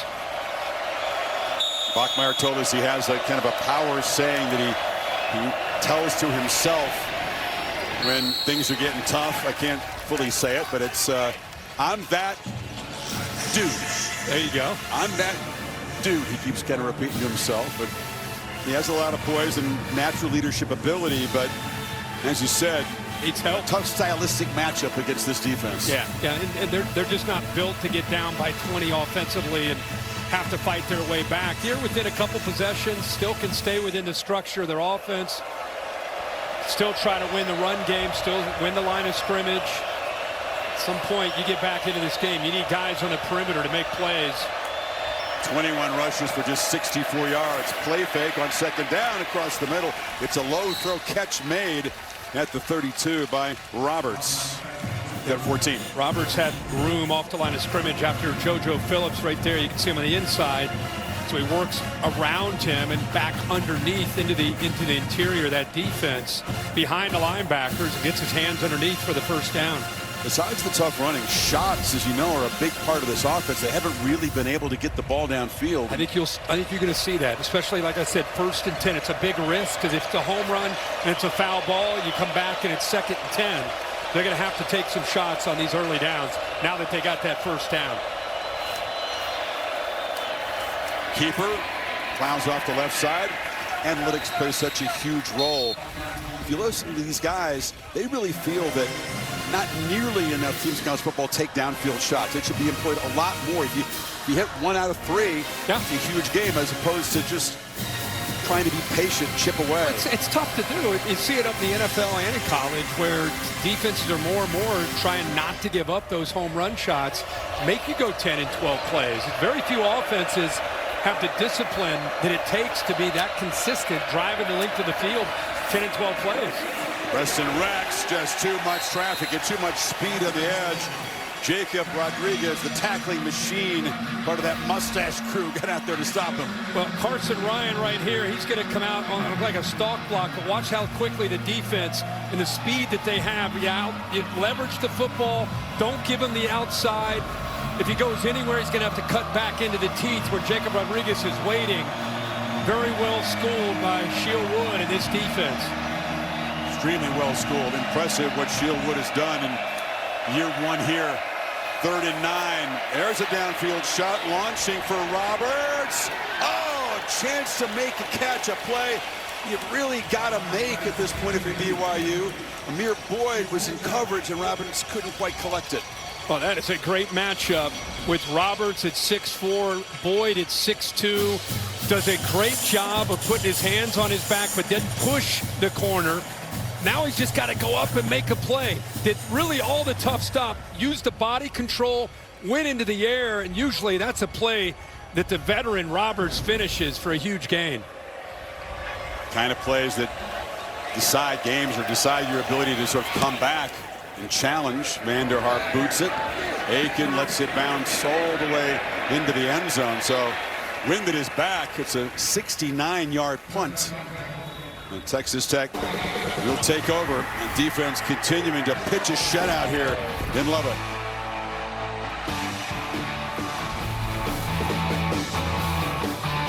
Talk about Libmont Student Section of the Year. I don't know, Texas Tech. Students making a strong where they camped out this game. I think we got a new front runner. Okay. I've been blown away by this place. What a setting. Friendliest people, I think, on the tour by far. It's been great. As a town. Very amazing. Jacoby Williams tries the right side for 4. Texas Tech, of course, capable of explosive plays. You know that Mark Leftwich and McGuire are not going to throttle back here, but they can also capably grind out long drives on the ground, although that run gets nothing. Stopped up by Damani, who made that big breakup at the end of the half, so it's 3rd down coming up in 6. Well, it's great to see Damani out there. He was out for 3 games. Back, just a presence back there, especially today. When you get spread out horizontally, you need these safeties to be able to come down and make plays in a run game. He's done it all game.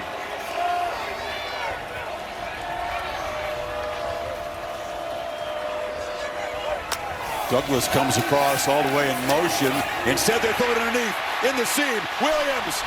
Oh, could not quite elude the tackle of Tanner Wall, who saved a touchdown, but it's another chunk play. Well, BYU had success blitzing Glasgow and Kelly, 16 and 17 in the first half. Got a lot of pressure. Adjustment at halftime. If they blitz them, let's get the ball out quick to the back, and they hit him. Quick 25 yards and a quick snap as they're into BYU territory again. Boy, what an answer and an easy read and throw on that big play. You don't have to throw it 50 yards downfield with the backs that they have. And if you're going to blitz your linebackers at the second level, we'll get it out quickly. And that's a great answer to get the ball to Williams because of what he can do after the catch. Motion Douglas all the way across the field. And both receivers on that left side, and the slant was wide open.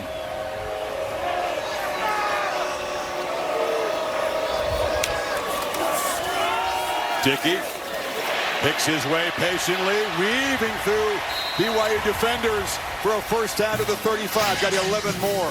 I think a very underrated aspect of his game. You look at him and he runs so hard, but I think he showed a really great example there of his patience and vision as a back. Very shifty, isn't he?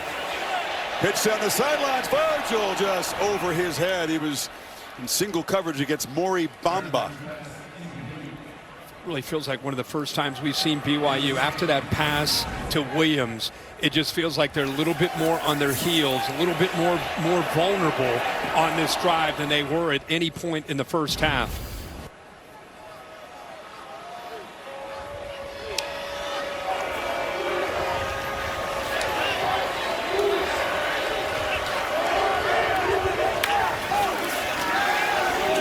Pitch to the sidelines. This is Micah Hudson. Just his 6th catch of the year. And Jack Kelly made the stop, picked up 5. Cannot say enough about 17 and blue, Jack Kelly. I mean, he is single-handedly keeping BYU in this game with his ability to play in different areas on this defense. Wow, they're trying to run guys off and on very late. Yeah, they got time. See the ref there standing over the ball because of Texas Tech making an adjustment.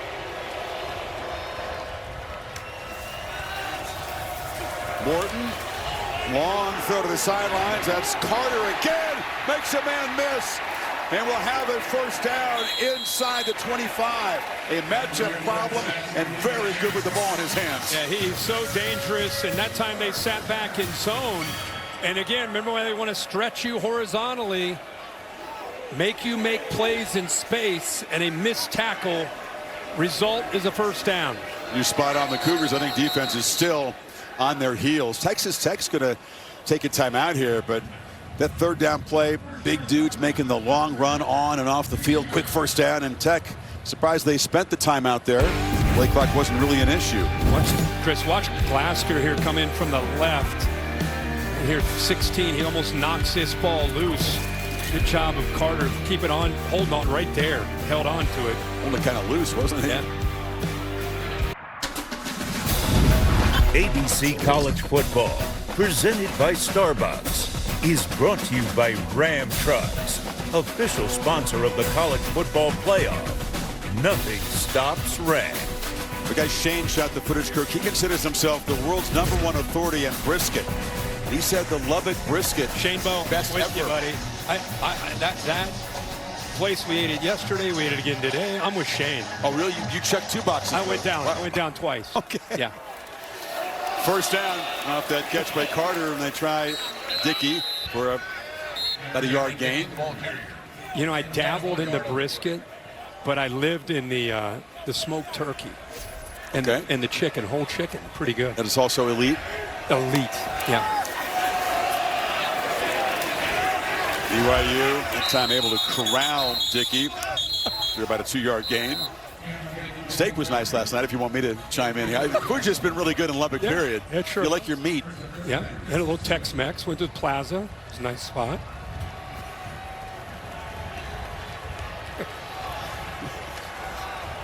You eat well out here. That's what we're saying. Another third down. Yep. Need 7 here, just on the fringe of the red zone. Yeah.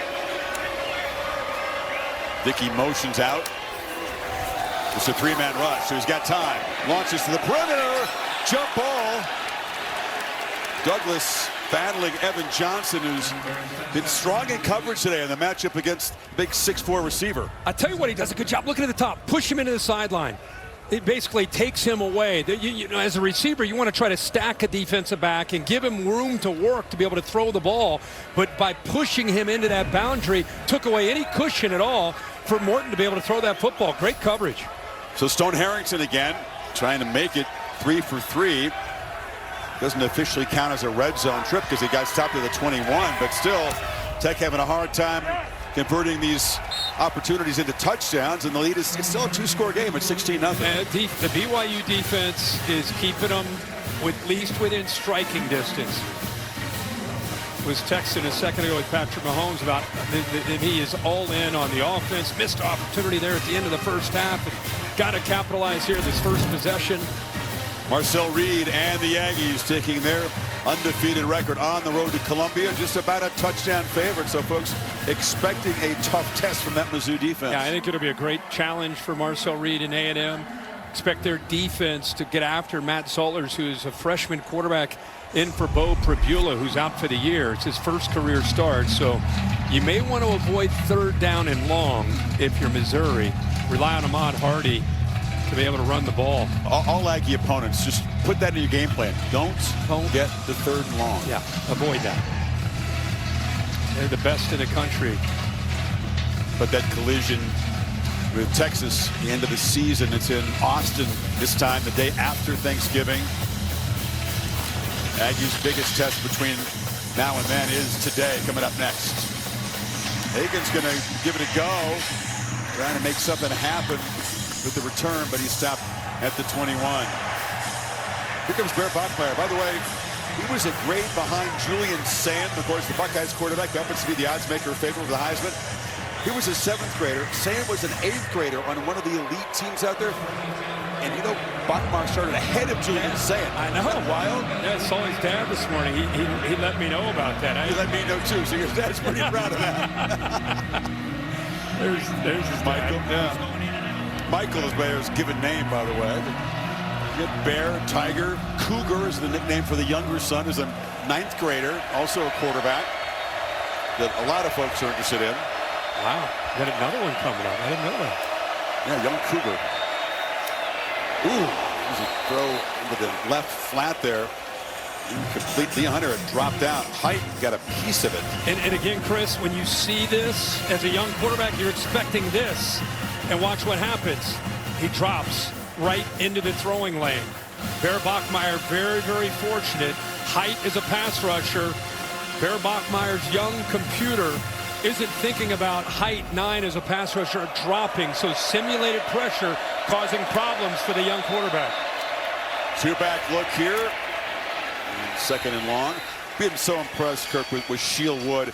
It's his 5th different school that he's been at calling defense in the last 5 years. He inherited a terrible Houston defense, made them really good last year. And what an impact he's made in Texas Tech year 1 here. He's been one of the best hires in the country. 34 points a game last year, and there he is, Shield Wood, now down to 13. That's 3 touchdown improvement. A lot of that has to do with some of the personnel, right? But also, I think the scheme, playing fast as a defense this year.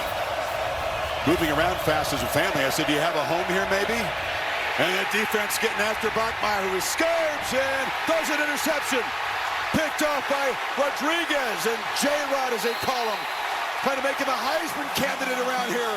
Makes a big play. The first takeaway by this defense today. 2nd overall for Tech.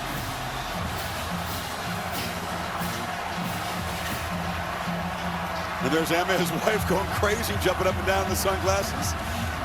She's fired up, and she should be. Let's take a peek at the AT&T connected clicker. Here he is right here. Just kind of reading the quarterback, the flow. You can see Bachmeier does a good job of keeping his play alive, but watch 10. Kind of reads the eyes, worried about the crosser, gets a hand on it, and then gets the bonus with the athletic ability, comes up with the interception. Bailey chasing him. How great is that?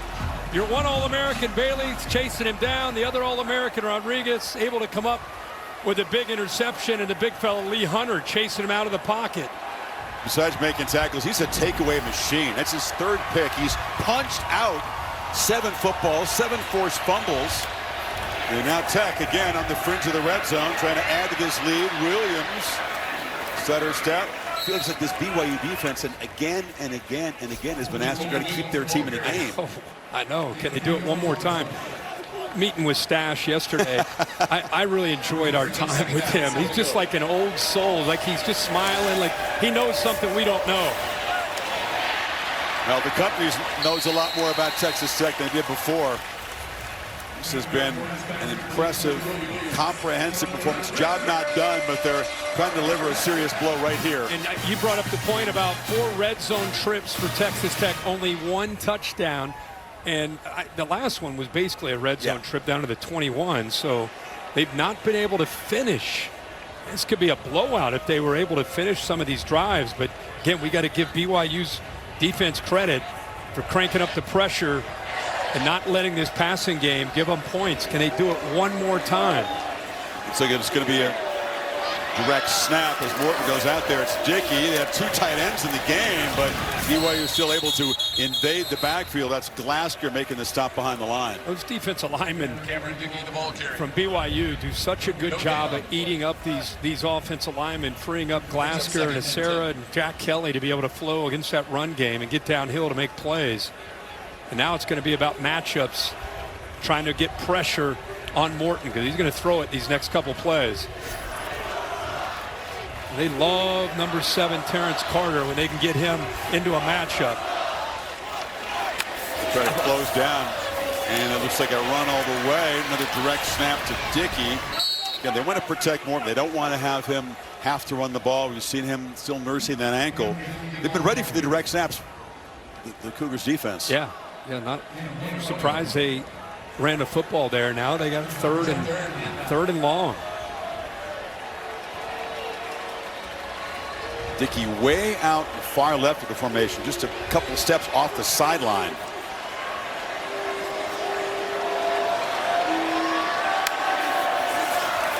Morton looking that direction. It's incomplete. He tried to find him, and Jack Kelly one more time arrived just in time to knock it loose, and it's fourth down again. I'll tell you, I don't know how you can't watch this game and think Jack Kelly's not one of the best players on the field. He is a big, thick linebacker. I mean, you don't see guys wearing, with the injuries he's dealt with, you know, he's just a big dude, but can move around. Two-time world champion in BMX. He did BMX from the time he was 3 till 12. Two-time world champion. Multiple national champion. Wow, big elite. Harrington again. He's just been automatic today for 29 yards. But J-Rod, as he call him here, sets up this possession, tipping it, and then picking it off. And they've been chanting Heisman, Heisman around here. It's tough for a linebacker to get consideration, but he got caught up in it. Why not? That's in the building, so go ahead, big guy. Late third quarter, what a show this has been for Texas Tech. They haven't been efficient in the red zone. This would be a very, very lopsided game as it is. Latest field goal makes it 19-0, and the mountain gets a little bit steeper for BYU. It seems like every time Bachmeier gets the football back, it's tougher. He hasn't had great field position all game long. But bus driver Sam Mitchell getting the All-State bus with it here in Lubbock. The good hands play. Well, we just saw one. Just saw it. We got to give it to him. He's already knocked out 7 fumbles with forced fumbles. This time he's such a good athlete. Former quarterback. He told us about playing quarterback. How about that? That's as good a hands as you're going to see. And then he throws that Heisman pose out there. Got 10 tackles today. Great athlete in high school. Long jumper, triple jumper. Think about that athleticism. And playing linebacker. His wife Emma, we talked about her, the Blackhawk pilot. BYU, Kirk, this has been backed up all day. All 8 drives from the 25 or worse. Yep. Preston Rex, flag flies. It's been a rarity today. Only the 4th penalty, and it's going to be another mistake on BYU. Offense number 71. 10-yard penalty. Still first down. Isaiah Jada. Holly, what do you have? Well, Jacob Rodriguez is the opposite of this NIL era. He went to Virginia as a quarterback. He had his heart set on playing offense, and after a year, it wasn't going to happen. He transferred here to Texas Tech, and he had to take out a loan just to get through the first semester as a walk-on. He slept on the floor of his brother's apartment, and now here he is making plays. I asked him, should he be in the Heisman conversation? He said, not yet. We got to beat BYU. And they're closing in on that. He's thankfully been able to be rewarded in the NIL era now that he's come here and made a huge impact on this program, but he never really played defense until he got here in college. He told us that yesterday, and he looks so natural and comfortable. But again, I'll go back to what he told us about playing quarterback his entire life, playing other positions, how it helped him with his vision to understand the game and be able to play fast on the defensive side of the ball when he finally made that switch over. Holding penalties feel like almost impossible to overcome for this BYU offense on 2nd and 14. They pitch it underneath, but it's another really short game. Tech has really closed things down in space beautifully today. That was John Curry. They keep hitting Bachmeier every time they get a chance, even on the rollout there. Wouldn't be surprised if maybe try to move him out away from this pressure of Bailey and height. Remember, they've been fooling him, dropping Bailey at times, trying to affect the eyes of the young quarterback. See if they play it straight up or do a good job again of disguising, showing one look and going to another post-snap. Saw his eyes looking around. And unusual drop, but he's able to slip the ball to Cody Hagan.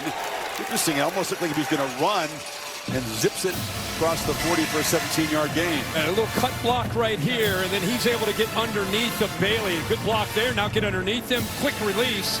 I mean, those windows are tight. He doesn't have a whole lot of time to sit back there and think about what he wants to do. Picks up that block, makes a great throw on the line there. the longest gain of the entire game so far today for BYU.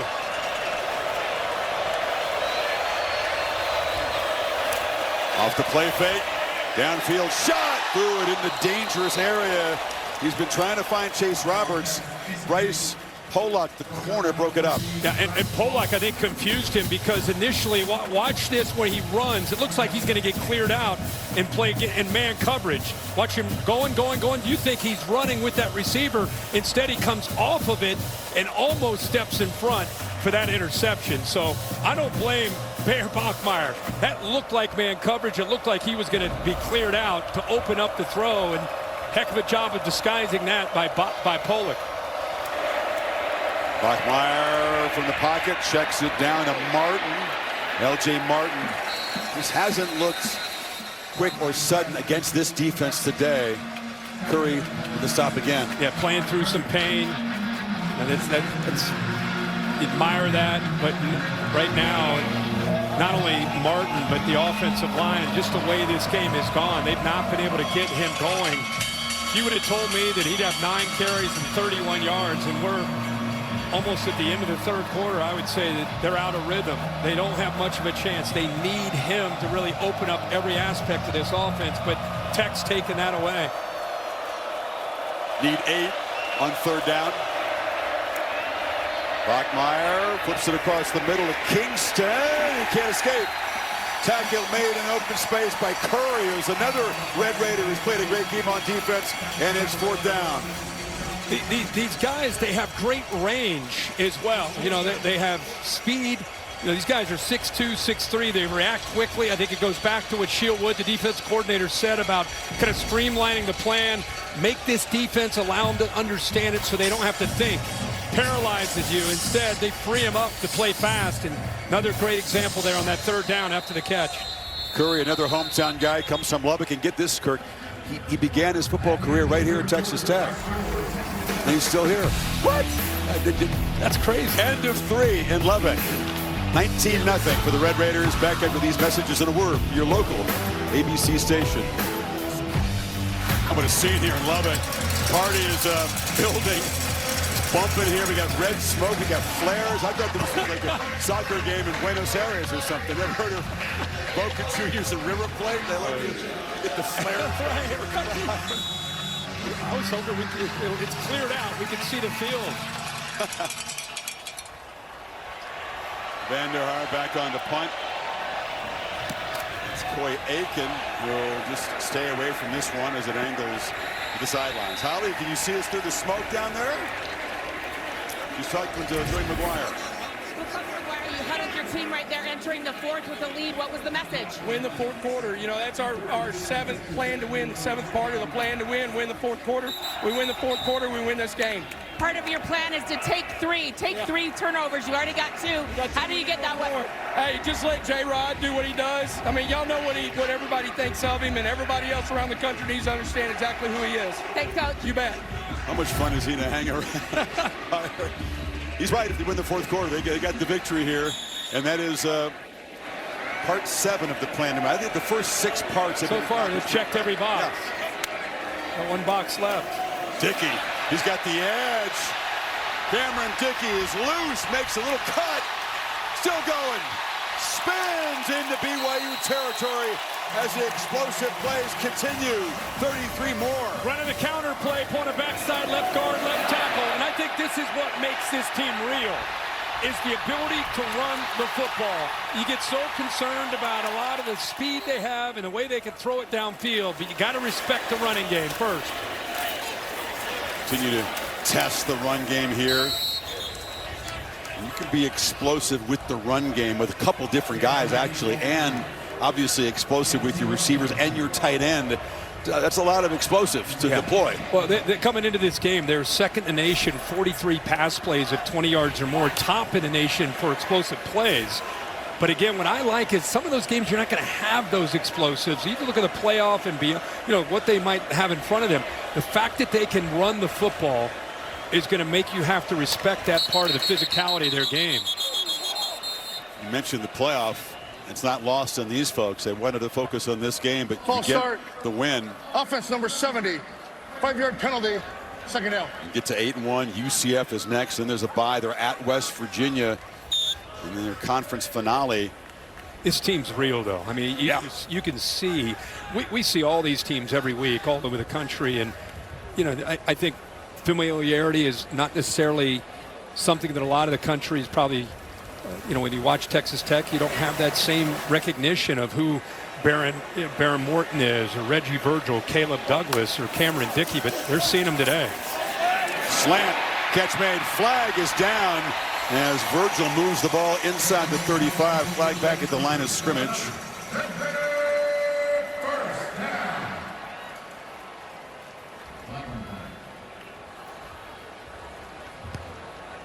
Illegal shift. Offense. 5-yard penalty. Repeat second down. Penalties, just the third. They've been such a clean game. No turnovers, 3 penalties, dominated in special teams. Red zone efficiency is the one area that could be a lot better. And that's been an issue for them. So there was initial movement from the receiver up top as the receiver was going in motion. Wipes out the big gain, 2nd and 17. Play fake. Morton backpedals and swings it across the middle. In space is Dickey. Dickey's got some blocks. He's got the edge. And he gets all of it back before Tanner Wall forced it out. Another explosive play. Yeah, it's just really a check down, but the linebackers who have been so active, they got fooled by Bear Morton looking them off, and it created a nice space on that check down to Dickey, and we know what he can do after he makes that catch. Morton looking to sling it again across the middle, and it's dropped in and out of the hands of Reggie Virgil. Crowd a big groan. They saw a touchdown perhaps developing there. Virgil worked over across the middle, and I think he started to think about Tanner Walls. He is just starting to think about where he wanted to go, protecting the football. This could be the 34th play Red Raiders have run in BYU territory. 34 of their 60 plays. Dickey again speeds around the edge and is bumped out of bounds by Tanner Wall, but it's a first down inside the 20. Got 11 more. That counter play is worked, and Patrick Mahomes says that's a first down. That counter play keeps working. They keep getting the edge of this BYU defense here on this drive, especially. Dickey over 110 yards now, 19 carries, almost 6 yards a pop. Jacoby Williams spells him in the backfield. They fake it to him. Long pitch for the end zone and way over the head of Virgil. No chance for the rangy receiver to make a play. I'm sure Baron Morton is thinking, guys, we're scoring in this red zone. We're 1 of 5 if you include the other one where they were down in the 21. 1 of 6 down in this area. Remember, coming into the game, they're 98th in the country. It's scoring touchdowns in the red zone. And you said it. May not affect the impact here, but the outcome here. But you go forward, you get into these situations, playoffs and on. Another slant, caught again. Aiken holding on to the ball as he tried to rip it out of his hands. Fights hard. Troy Aiken, slot receiver, gives him a 1st and goal. What an effort there by Aiken, 6'2", 210 pounds. Tough guy. Big, strong slot. Yeah, I mean, usually you see him blocking, making good plays. Dropped one earlier, but this time not only to catch, they're going to keep it just short of the first down. And he could spot him back, and no problem as they just pick it up. And spinning free and just tripped up is Williams at the 3-yard line. Feels inevitable they're going to find the end zone on this trip. Yeah, I think this BYU defense, they have had to answer the bell so many times. You just, this point in the 4th quarter at 19-0, it's a different mindset. Going to bring in 5 fresh bodies here for the Cougars defense. A couple of tight ends in the game. John Carlos Miller joining Carter.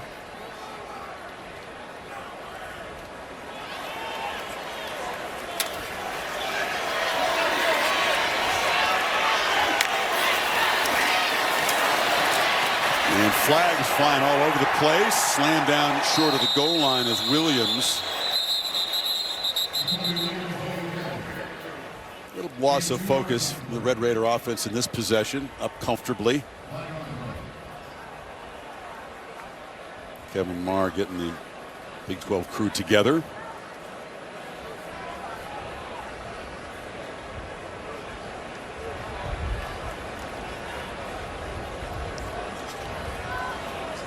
BYU have 12 guys. Illegal substitution. Defense, 12 players in formation. Half the distance to the goal. First down. Remember you talked about bringing 5 or 6 new players onto the field. Well, one of them forgot to get off, whoever he was coming in for, so he had 12 defenders.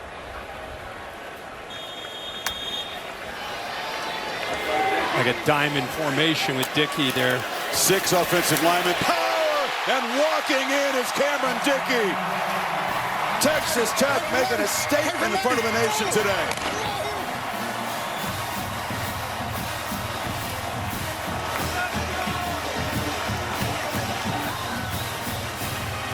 Comprehensive and dominant against a previously undefeated top 10 football team.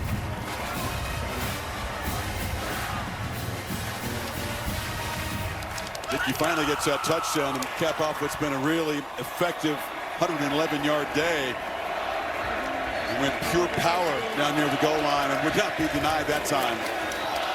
80-yard drive in 9 plays. Overrated is the chorus of chants here in Lubbock. Hey, take the win. You want people to believe BYU is a top 10 team. Cameron Dickey powers it in. Texas Tech up 26-0. Find out. Well, previously unbeaten BYU is going to fall. Let's see if A&M can survive the trip to Columbia. Matt Zoller's a freshman, makes his first career start against one of the more formidable defenses in the country. We've seen some excellent defense here today from the Red Raiders. Ohio State, Indiana playing good D. A&M certainly a part of that conversation. A&M's been amazing on defense. Very complete team with what they're doing, not just on defense, but with Marcel Reed, obviously. Talking about offense, let's go back to Cameron Dickey, the drive that he had. Ended up running the football 4 times, 48 yards. Caught a ball out of the backfield, little check down with room to work, at 24 yards. Just a really nice drive as an entire offense, and he finishes it off with his touchdown. Sounds like he said we're coming for the natty. But he said we're playing for Maddie. Oh, Maddie. Ollie will explain that. Yeah, that's great. See the little scissors cut, man. Yeah. The barber and BYU getting involved in that story as it checked in. Just scooping the ball up there is Carson Ryan. Holly, more in that story? Absolutely. Well, Maddie is the wife of the Texas Tech team barber, Ivan Ortiz. She was in a terrible car accident, and the family's medical bills have mounted. So Ivan set up a GoFundMe this week. Well, for some reason, the BYU fans found out about it. They had a goal of $25,000. Over $176,000 has been raised to help support this fan base. Just something really special the BYU fans have done, and a lot of people have gotten involved. The CEO of Crumble Cookie, based in Utah, donated $25,000. Just the heart forgiving of these BYU Cougar fans. No doubt, Holly. I mean, it doesn't surprise us at all. We know how generous BYU fan base can be getting involved. And there's a long throw. Kingston's got it. So finally down 26. BYU beginning to generate something downfield with the pass game. Back-to-back plays. Good to see the receivers. I mean, we thought we'd see them when they were down 16-0, have a chance to get their receivers, Kingston and company, more involved. Chase Roberts, these guys are good players downfield. A little softer cushion than we've seen from this Red Raider defense, and Kingston collects it for a 7-yard gain. Yeah, they're obviously in more of a prevent mode, trying to keep their safeties back. They're going to give away some of those underneath seams for Bachmeier to be able to make those quick throws. I bet they dig in here, though. This Red Raider defense would want the shutout. Kingston takes a big shot and makes the catch inside the 20. Bryce Pollock hit him. They've been running those kind of those tight 7 routes where you look, instead of extending it towards the sideline, it's almost like a 7 stop where the receiver runs like a post corner, but then settles down and lets him be able to just throw that into that tight window. He's like a half roll, and he's been able to throw that 3 or 4 times into that window. Fresh defenders on for Texas Tech on this first down play. Just has not gotten going today. Bachmeier, obviously the focal point of every BYU opponent. Red Raiders have been ready for him today as a runner. They were locked in. They really felt that if they could stop this run game, the combination of Martin and Bachmeier, that they would put this offense in those 2nd and 3rd longs. That's played out that way so far. First red zone trip all day for the Cougars. Bachmeier flips it down to Martin. Martin able to get inside the 10 of 1st and goal. Rodriguez makes another tackle. Should we have seen this sooner? That's what BYU fans are asking right now, Kirk. This kind of up-tempo, kind of no-huddle, slinging it around. Yeah, I mean, I'd love to have seen it, but the problem is they haven't picked up many first downs to be able to go into this fast tempo, and a lot of times they've been back deep in their own territory. This got ignited with a couple first downs to get them going. Bachmeier flips to the end zone, and touchdown. Catch made by Chase Roberts. It was a crisp 75-yard drive to just finally avoid the shutout and get back within 20. Well, what a really good route by Chase Roberts. Does a good job of getting the defender that time turned completely around. John Curry. Curry's a big, rangy linebacker. It's tough to be able to stay with Roberts. He ended up holding on to that. He did. He's had a couple tough ones early. That bounced off the shoulder pad. 2-point try for BYU. Cut this to an 18-point game.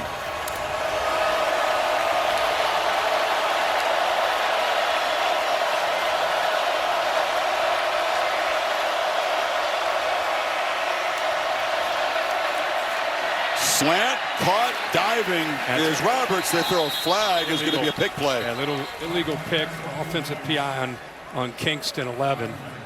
That's, of course, the design of that play. Just got to sell a little better, don't you? Well, he blocked. And that's what I mean. Yeah, I mean, unless he catches that behind the line of scrimmage. He was close to the line of scrimmage. I think the ball brought him in front of the line of scrimmage. Let's get Bill Lamagnier a rep. And this is not the most demanding test of Lamagniere's skills, but he's had a quiet afternoon here. He went all the way to Lubbock. Bill, what do you see here? Early kick for Bill today. I've got the pass right at the line of scrimmage. Yeah, that's so you can't have offensive pass interference. Is that what they're going to take? They're going to. Oh, they called it. Well, they huddle up to see exactly where Roberts caught the ball as Kingston was blocking. The ball, I felt like the ball pass brought him in front of offense. The ball was caught beyond the line of scrimmage. I don't know if Kevin Marsan is sure of himself. Penalty. First down. Lamagnier with a shake of the head. Retry. Now replay can look at that to see if a ball passes across the line of scrimmage or not. Bill, look, watch the black line, obviously. If it's any piece of his body, any part of his body, where the ball is. It's strictly the ball. So the ball's right in front, right? So that's in front of the 3-yard line. Beyond the line of scrimmage, yeah. So that 15-yard penalty backs them up. They're going to take a long trot down to the field just to get their steps in today. Check the monitor to confirm what we just showed you. That the call of OPI was correct. You still don't buy it, Bill? You don't think that ball was beyond the line of scrimmage? Too technical. Too technical? Is that what you say when you're wrong? When in doubt, it was too technical. Another look. His foot was on the line, but the ball had crossed it. The ball is across the line. This is the throw actually brings him towards the goal line. You know what, D. Anderson, the replay official, hadn't had much to do today. Let's get him involved here in the final 8 minutes. Check it out. Well, let's not take 8 minutes, but we don't mind getting a quick rep. You haven't seen a lot of Big 12 this year until you started screening games for your prep. Not watching the Big 12. I'm speaking of the Big 12. We got score updates throughout the entire country. I'll tell you, the team that's really impressive today is Georgia. Sneaky game at Mississippi State. They're up 41-14.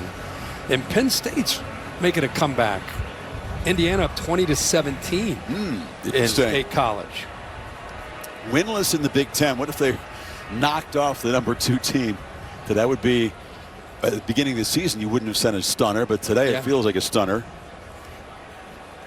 Yeah, Georgia. We'll have Georgia in prime time on ABC next Saturday against the Texas Longhorns. They met twice last season.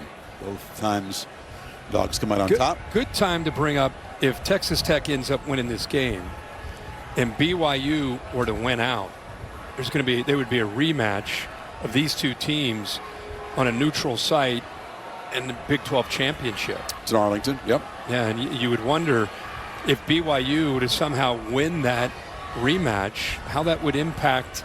There's no way you can keep Texas Tech. If they run the table, they're undefeated. If they were to lose to BYU, you couldn't take, or the one loss, but you couldn't keep them out. I think the way they played most of this year, they'd have a strong case at the very least if they were to lose. Yeah. Bit of a case. After further review, the ruling on the field is upheld. It is pass interference. Offense number 11, 15-yard penalty, will reattempt the try. But the point is, even with BYU losing this game, their hopes, as you brought up on a graphic earlier, are not completely dashed. I mean, they 50-50 basically. 50%, yeah. And which would mean they're going to have to win the rest of the regular season games and then get into Arlington in the Big 12 championship and more than likely have a rematch against his team. Got TCU next, then Provo, then at Cincinnati. Certainly a quality team. They try to out-physical the Bearcats, then UCF. So they have 3 more conference games after this one. Point is good. They got to 9-0 last year. Stumbled against Kansas, but that second loss to Iowa State is what cost them a chance last year at the Big 12 Conference title and the playoff bid. ABC College Football is presented by the Starbucks Coffee Company. Red Raiders bringing a smoke here this afternoon in Lubbock. BYU avoids the shutout. The margin is still 19. Your analytics would point to an onside kick here. You're still down 3 possessions. Texas Tech expecting the onside kick. Barron will tee the ball up. Sometimes you're seeing more and more kickers kind of place the ball flat on the ground and then kind of get it spinning. He's got 6 lined off to his left, 4 guys to his right, but appears to be kicking it deep. Nope. That's old Coots. They'll try to put it in space and go chase it, bouncing around down there. And it's fallen on by Jacoby Williams. All-State bringing you the rankings for the first week. They're using the CFP committee rankings. And notice the second line there. Penn State has just taken the lead over #2 Indiana. Just happened. Katron Allen with a little catch out of the backfield. Made a couple guys miss. Into the end zone. At Penn State. Everything that they've been through over the last 4 or 5 weeks. You imagine if they rallied at home.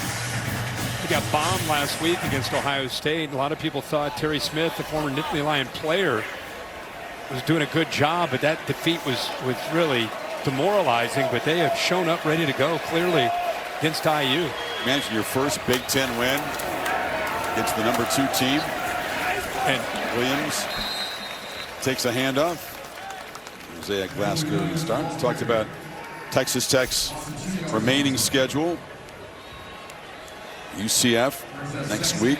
They got a bye, and then to Morgantown to close things out. So just 2 games left as they're on the verge of going to 9-1, 6-1 in the conference. By the way, both these teams defeated Utah. So you're talking about a potential rematch. They would have the tiebreak over the Utes in that Big 12. I'm just going to predict right now that trip November 29th against Rich Rod, cold. That's a tough matchup for them against West Virginia. Talked about BYU. What if they can recover from this? TCU at Cincinnati. They're given a good percentage chance to win by the FPI in all 3 games. And if they do that, you get another swing at Texas Tech down the road in Arlington. A game. Third season for the Cougars in the Big 12. That's it. Yeah, that game at Cincinnati would be big for both those teams. Bearcats losing the line of scrimmage last week to the Utes. Pitch on the sidelines. Ooh, dangerous throw by Morton off the hands of Therian Alexander. Had a great chance at a pick there. Well, there you go. That's what you needed. BYU in the last 21 games, they have thrived going back to the beginning of 24 on these opportunities. Usually they come up with those interceptions. Third in the nation, +10 in turnover margin, and missed an opportunity. They get the punt, but they missed an opportunity for that turnover. Burgess to kick it away, and missed opportunities is something we've said a lot today. I'm sure that's what Sitake will talk about. Fair catch, whether it's the drops, the muff punt, the early missed field goal, missed interception like that. Normally really solid team. Too many mistakes today. Get the football back though. 6:07 to go.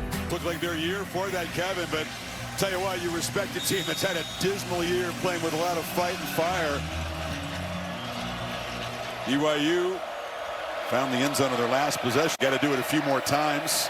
Bachmeier zips it, and too far ahead of Parker Kingston. Frustrating day for the Bear. The normal running game, including him as a runner, really hasn't materialized. Slung it around on that last possession, 7 for 7, including the touchdown pass to Roberts. Stayed very, very patient with the run game for a long time as the deficit mounted. Now there's no time for that. It's a screen to Martin, and there's nowhere to run. Zone defense, but like I said, playing more of a kind of a prevent, keep the ball in front. Eyes are all over the screens. Any throws underneath. And they react so quickly once that ball is thrown. Great team pursuit all game long, all season long, and they did it again. Got a lot of very talented individual players that came via the portal, but a lot of guys who really play well together. Very, very savvy in this scheme as it went off the hands of Kingston. Another missed opportunity. Went up high to get it. Still took a shot, but it's going to be 4th down. And just this is another example of what you see from this defense. Just watch the reaction. Watch how quickly you see him break on the ball. Ball's not even out. And he's already coming over there to be able to make a play on the ball. Wisniewski's been playing great, good read, got there early to be able to affect that throw. He's out of the game for the moment, Kirk. He took the shot off his shoulder pad, and trainers are checking him out. Cougars got to have it on 4th down. Ryan, the tight end, fighting, not going to get there. Texas Tech makes the stop. John Curry, Ben Roberts, and that should just about secure it if it wasn't before. Yet another example with good eyes on the football. Checks it down to his tight end, Ryan. And you said, Chris, a combination of Ben Roberts and John Curry right in the middle there of the defense. Check it down, leverage on the ball, nowhere to go. You can find talented defensive players in the portal. You got to pick the right guys. They were spectacular in selecting guys. It's not like everybody's a no-brainer. You got to get them in there, judge them off, what you saw on tape with their previous plays, then get them to work together, believe in each other, buy in completely, and that's where Joey McGuire and the culture building comes in. I think that's the secret sauce to what they have here. It's easy to be an outsider and say, well, Texas Tech $7 million on the D-line and all this money that they threw into the portal. We saw Texas A&M throw a ton of money in the portal a few years ago, about 4 years ago, maybe 5, when Jimbo Fisher was near the end and it imploded on him. So that's not always the answer. The culture that Joey McGuire's been creating here now for 4 years. LSU spent a fortune in the portal. It doesn't automatically guarantee success at all. Yeah, and I thought it was interesting talking to the players yesterday about, I said, what's it like having all these new guys? And both guys stepped up quickly and talked about how they came in. They're good guys. They fit our culture. They want to be part of the team. They said that this is the best team unity we've had this year than we've had maybe the previous 3 or 4 years. Yeah, total buy-in, and why not? There's a lot to play for. These guys who have been different places, not had the kind of team success for the most part that they're enjoying together here in Lubbock. Holly? Well, Joey McGuire actually told us in his 31 years of coaching, this is the best building he's ever been in. Said you can feel the palpable culture that we've been able to create, and his players echo that. Baron Morton, his quarterback, and his quarterback of the defense, Jacob Rodriguez, said, this is the best team I've ever been on from a closeness standpoint, and that includes high school. These kids feel it. They've bought in, not just the transfers, but this whole team is feeling that chemistry. Best building, certainly the biggest building. Cedar Hill was a great high school program in Texas. They didn't have these facilities. No, not at all. But I will say this. I think sometimes the players get caught up in the individuality. After the play was over, this is an example. Unsportsmanlike conduct. Offense number 5. That's number 5's first unsportsmanlike foul of the game. It's a 15-yard penalty. Repeat second down. McGuire won't like that. It's Caleb Douglas. I think Texas Tech's an example and a reminder that nobody knew anything about these individuals other than they talked about them in the portal. But when you win, it brings a ton of attention to the team and to the individuals. And is that what that was? That was up to the left. I think it was more Douglas was up to the left side there, side of our picture. So that backs him up. Still moving the football back all the way near midfield. But he's just one of those guys, whether you're talking about football or talking about anything, where to go to dinner. he just has a likable personality. You know, he had good ideas too about dinner and football. He did. Both were really good. But he just, if he's going to recruit you, you're going to send your kid to a good place. They still feed into these players at Texas Tech, not just the football part of it, but just the individual side, student, off the field. It mirrors Lubbock in West Texas. You know, hardworking, disciplined, staying humble. But it is not easy to do that. You can say, okay, the resources are the beginning. Frankly, you need to do that in the modern game, and they had a lot of folks who were willing to pony up. And they'll continue to do that. They want to also build the developmental part of it, and they're also in the hunt for some very coveted recruits out of high schools. AC Concepcion, one of the big play weapons for Marcel Reed and that Aggies offense, and to get the job done on the road in Columbia today. Well, if you haven't watched A&M, or maybe you're a big fan of A&M, just watch KC Concepcion block. That'll tell you all you need to know about Texas A&M and why they're having a great year this year. Those receivers block, and it really opens up that run game. And Marcel Reed, it's a tough game for them on the road in Columbia. It'll be a good one to watch. Can't wait, whatever happens today, for that collision with Texas at the end of the season. Longhorns had a hard-fought victory in College Station. Aggies have to go to Austin this time. That punt bounces into the end zone with 4:10 to go. Well, Tuesday, edition 2 of the CFP Top 25 rankings. We'll break things down top to bottom. Mark Rhodes, athletic director here in the Big 12 at Baylor, is the committee chairman. He'll join Reese in the group, 7 Eastern on ESPN, and of course on the ESPN app. To see where they move Texas Tech. Obviously, we're talking about Indiana in front of them, potentially getting stunned at Penn State. But I think you, forgetting what else everybody else has done, you watch this performance today by this team.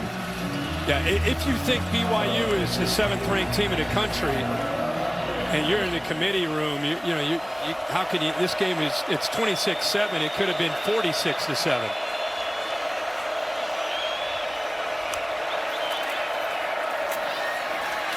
You know, they just hand it off to Martin. Cougars have to bounce back. You know, Sataki, like his mentor LaBelle Edwards, doesn't get too high or too low. He's very calm under fire. His team didn't bounce back from a loss last year, as I said before. It was the second loss that cost them. They're in that same position now. They've got to regroup. Yeah. This was not what they expected. Put this one behind them fast. Bachmeier threw it backwards. That's a live ball bouncing around there, and it's covered by Texas Tech. He was in the grass, but he just made a desperation play, but it was a backwards pass. Pure panic setting in as big old Lee Hunter, 330-pounder, had him in his grasp. And why not Jacob Rodriguez jump on that ball? Why not? The turnover machine. This is definitely a ball that goes backwards. Yep. Now it's a free ball. David Bailey, he doesn't want to hop on it, so Jacob Rodriguez said, I'll take it with all my forced fumbles. A couple interceptions. I need a fumble. Heisman campaign. I got to get the fumble recovery. Well, I don't know about the Heisman. We've seen some defensive players in recent years begin to get recognition. Chase Young, Aiden Hutchinson, his pass rush guys, of course, a two-way player won the Heisman a year ago. But, I mean, if Texas Tech's defense is going to be one of the stories in the sport, this guy is like the poster guy of the defense. Yeah, he is.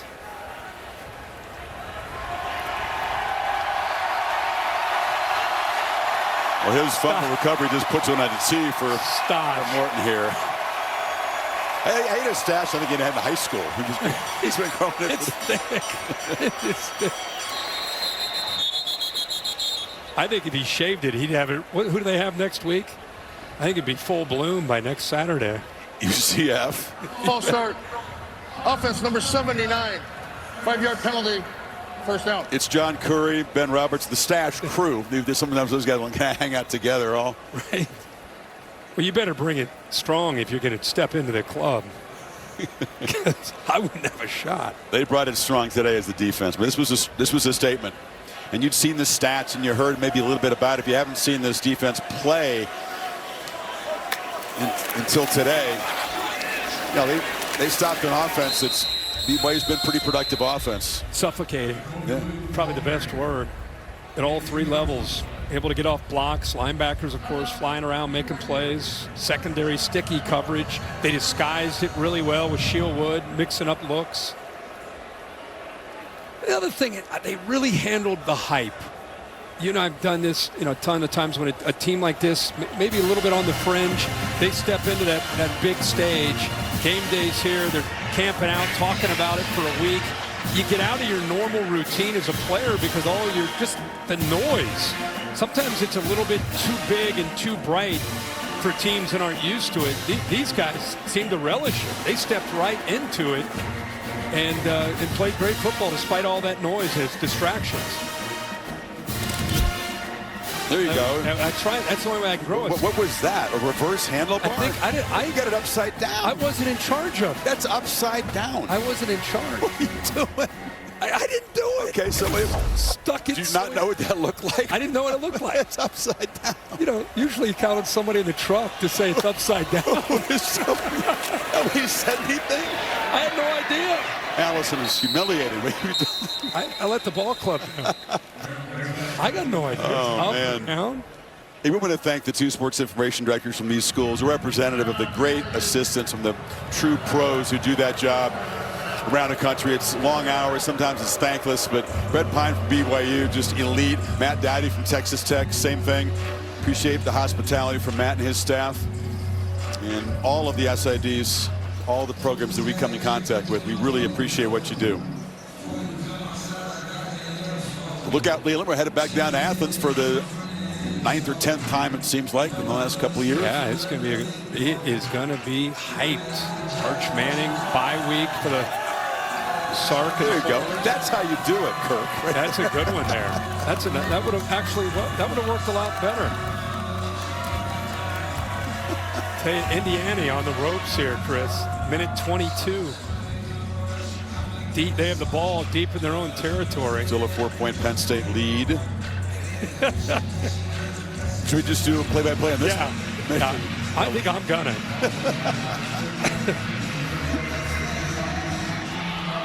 I'll let you know if anything happens. Please do. Meanwhile, Texas Tech trying to just punctuate this. And a few more points before the celebration really begins here in Lubbock.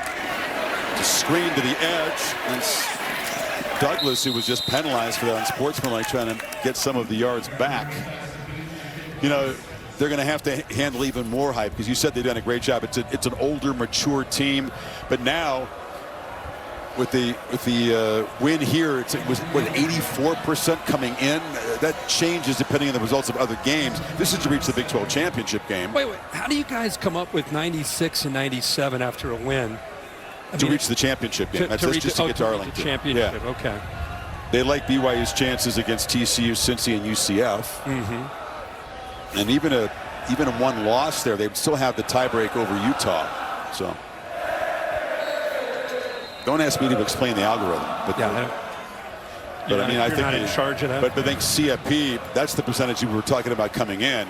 And, you know, again, Texas Tech is going to be told now, you got it. You guys were dominant. And, you know, they probably do. They probably could potentially survive another loss. But this is not a team that's been in this position. BYU, as we said last year, was in this position and didn't handle it. Texas Tech gets first. Mendoza just hit a bomb down to the 20-yard line of Penn State. Was it incomplete? They waved it off. You can only call one at a time, I'm pretty sure. That's not... Oh, man. Come away impressed, though. Come away impressed with this team. Oh, my gosh, yes. And like we said, you imagine if they punch these in down in the red zone? You're right. It could have been about 46-7. One-sided.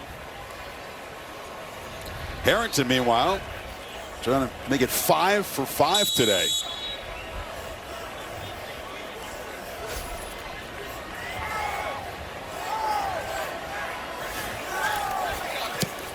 Stone Harrington, sounds like a name out of a daytime drama, is 5 for 5 today. Well, a smile from Joey McGuire. You know, late buddy Mike Leach, of course, had this place in the spotlight 2000, 2009, and some tough times.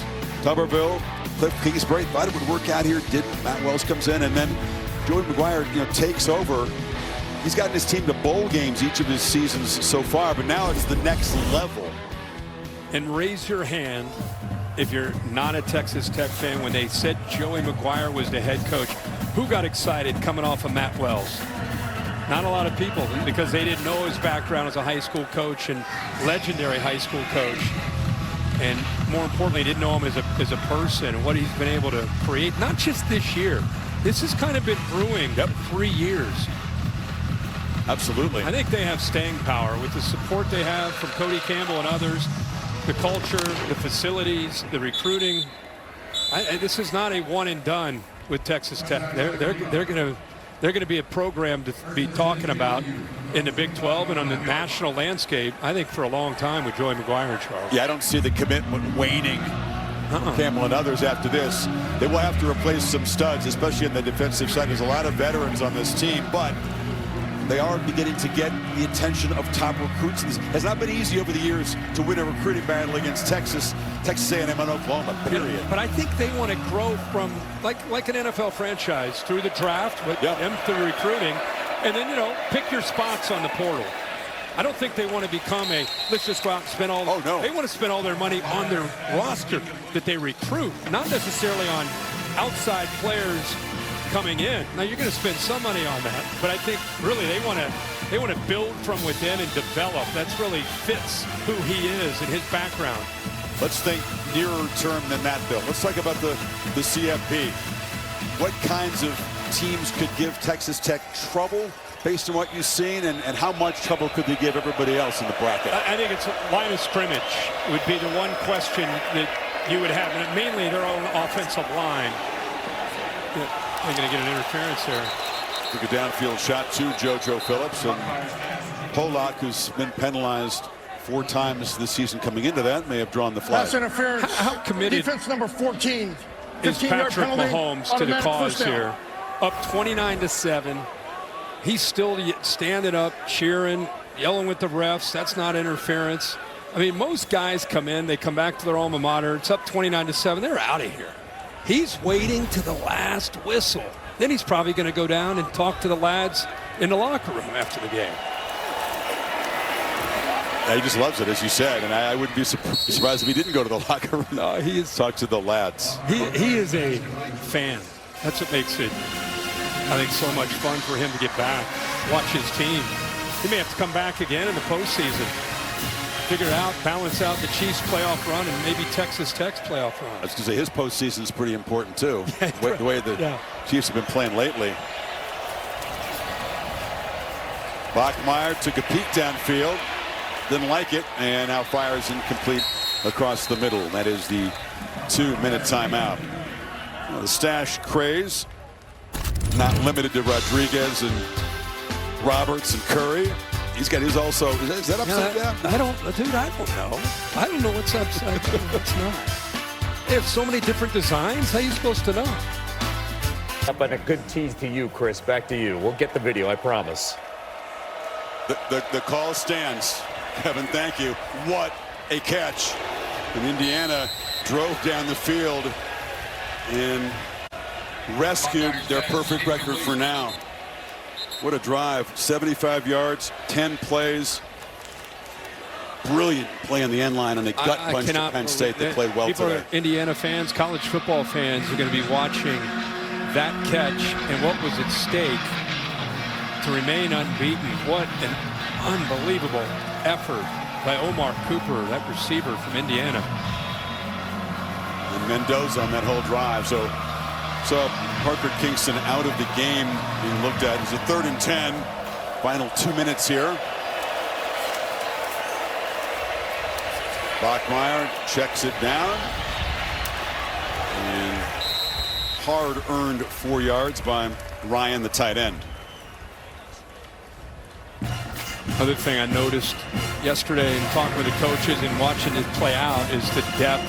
A lot of these guys who were starters a year ago ended up getting beat out up the defensive line. They provide good depth on this defense. Bachmeier on 4th down again, just slings it, no chance to make a play. And this Texas Tech defense, one final stop, and they can just kneel down and bleed out this clock and celebrate an end to a streak. They had not beaten a top 10 team in the last 16 tries, 16 straight losses against top 10 opponents. That streak is history. Last win 13 years ago to West Virginia, with the Mountaineers ranked number 5. They'd never been this big a favorite against any ranked team. An emphatic statement here.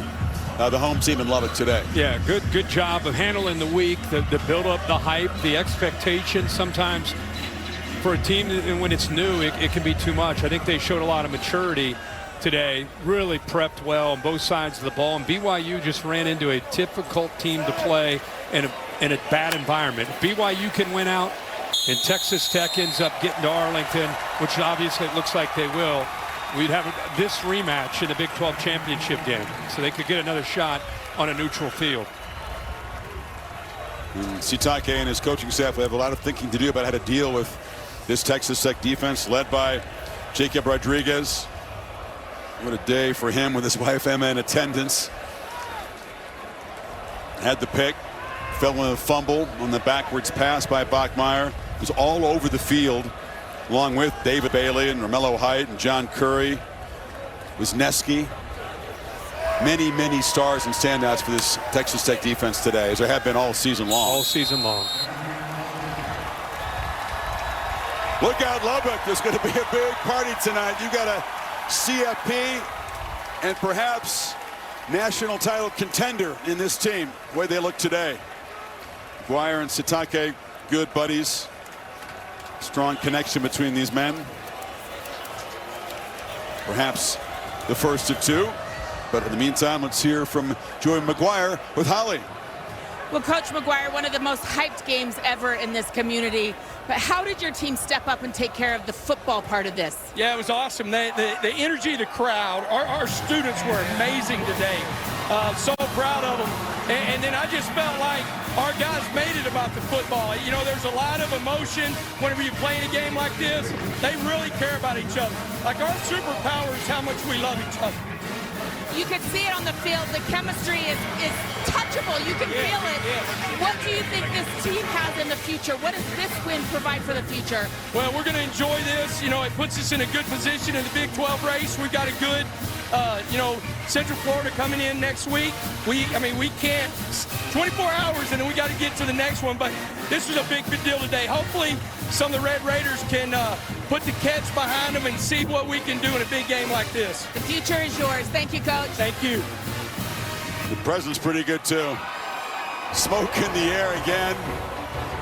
Kind of a subdued reaction, like they expected to win. There's no huge field rush. Bill Bennell produced the game. Jimmy Platt directed it for our entire crew. For Bill, Holly, Kirk, Chris saying so long. Kevin DeGotti in the studio, A&M and Mizzou.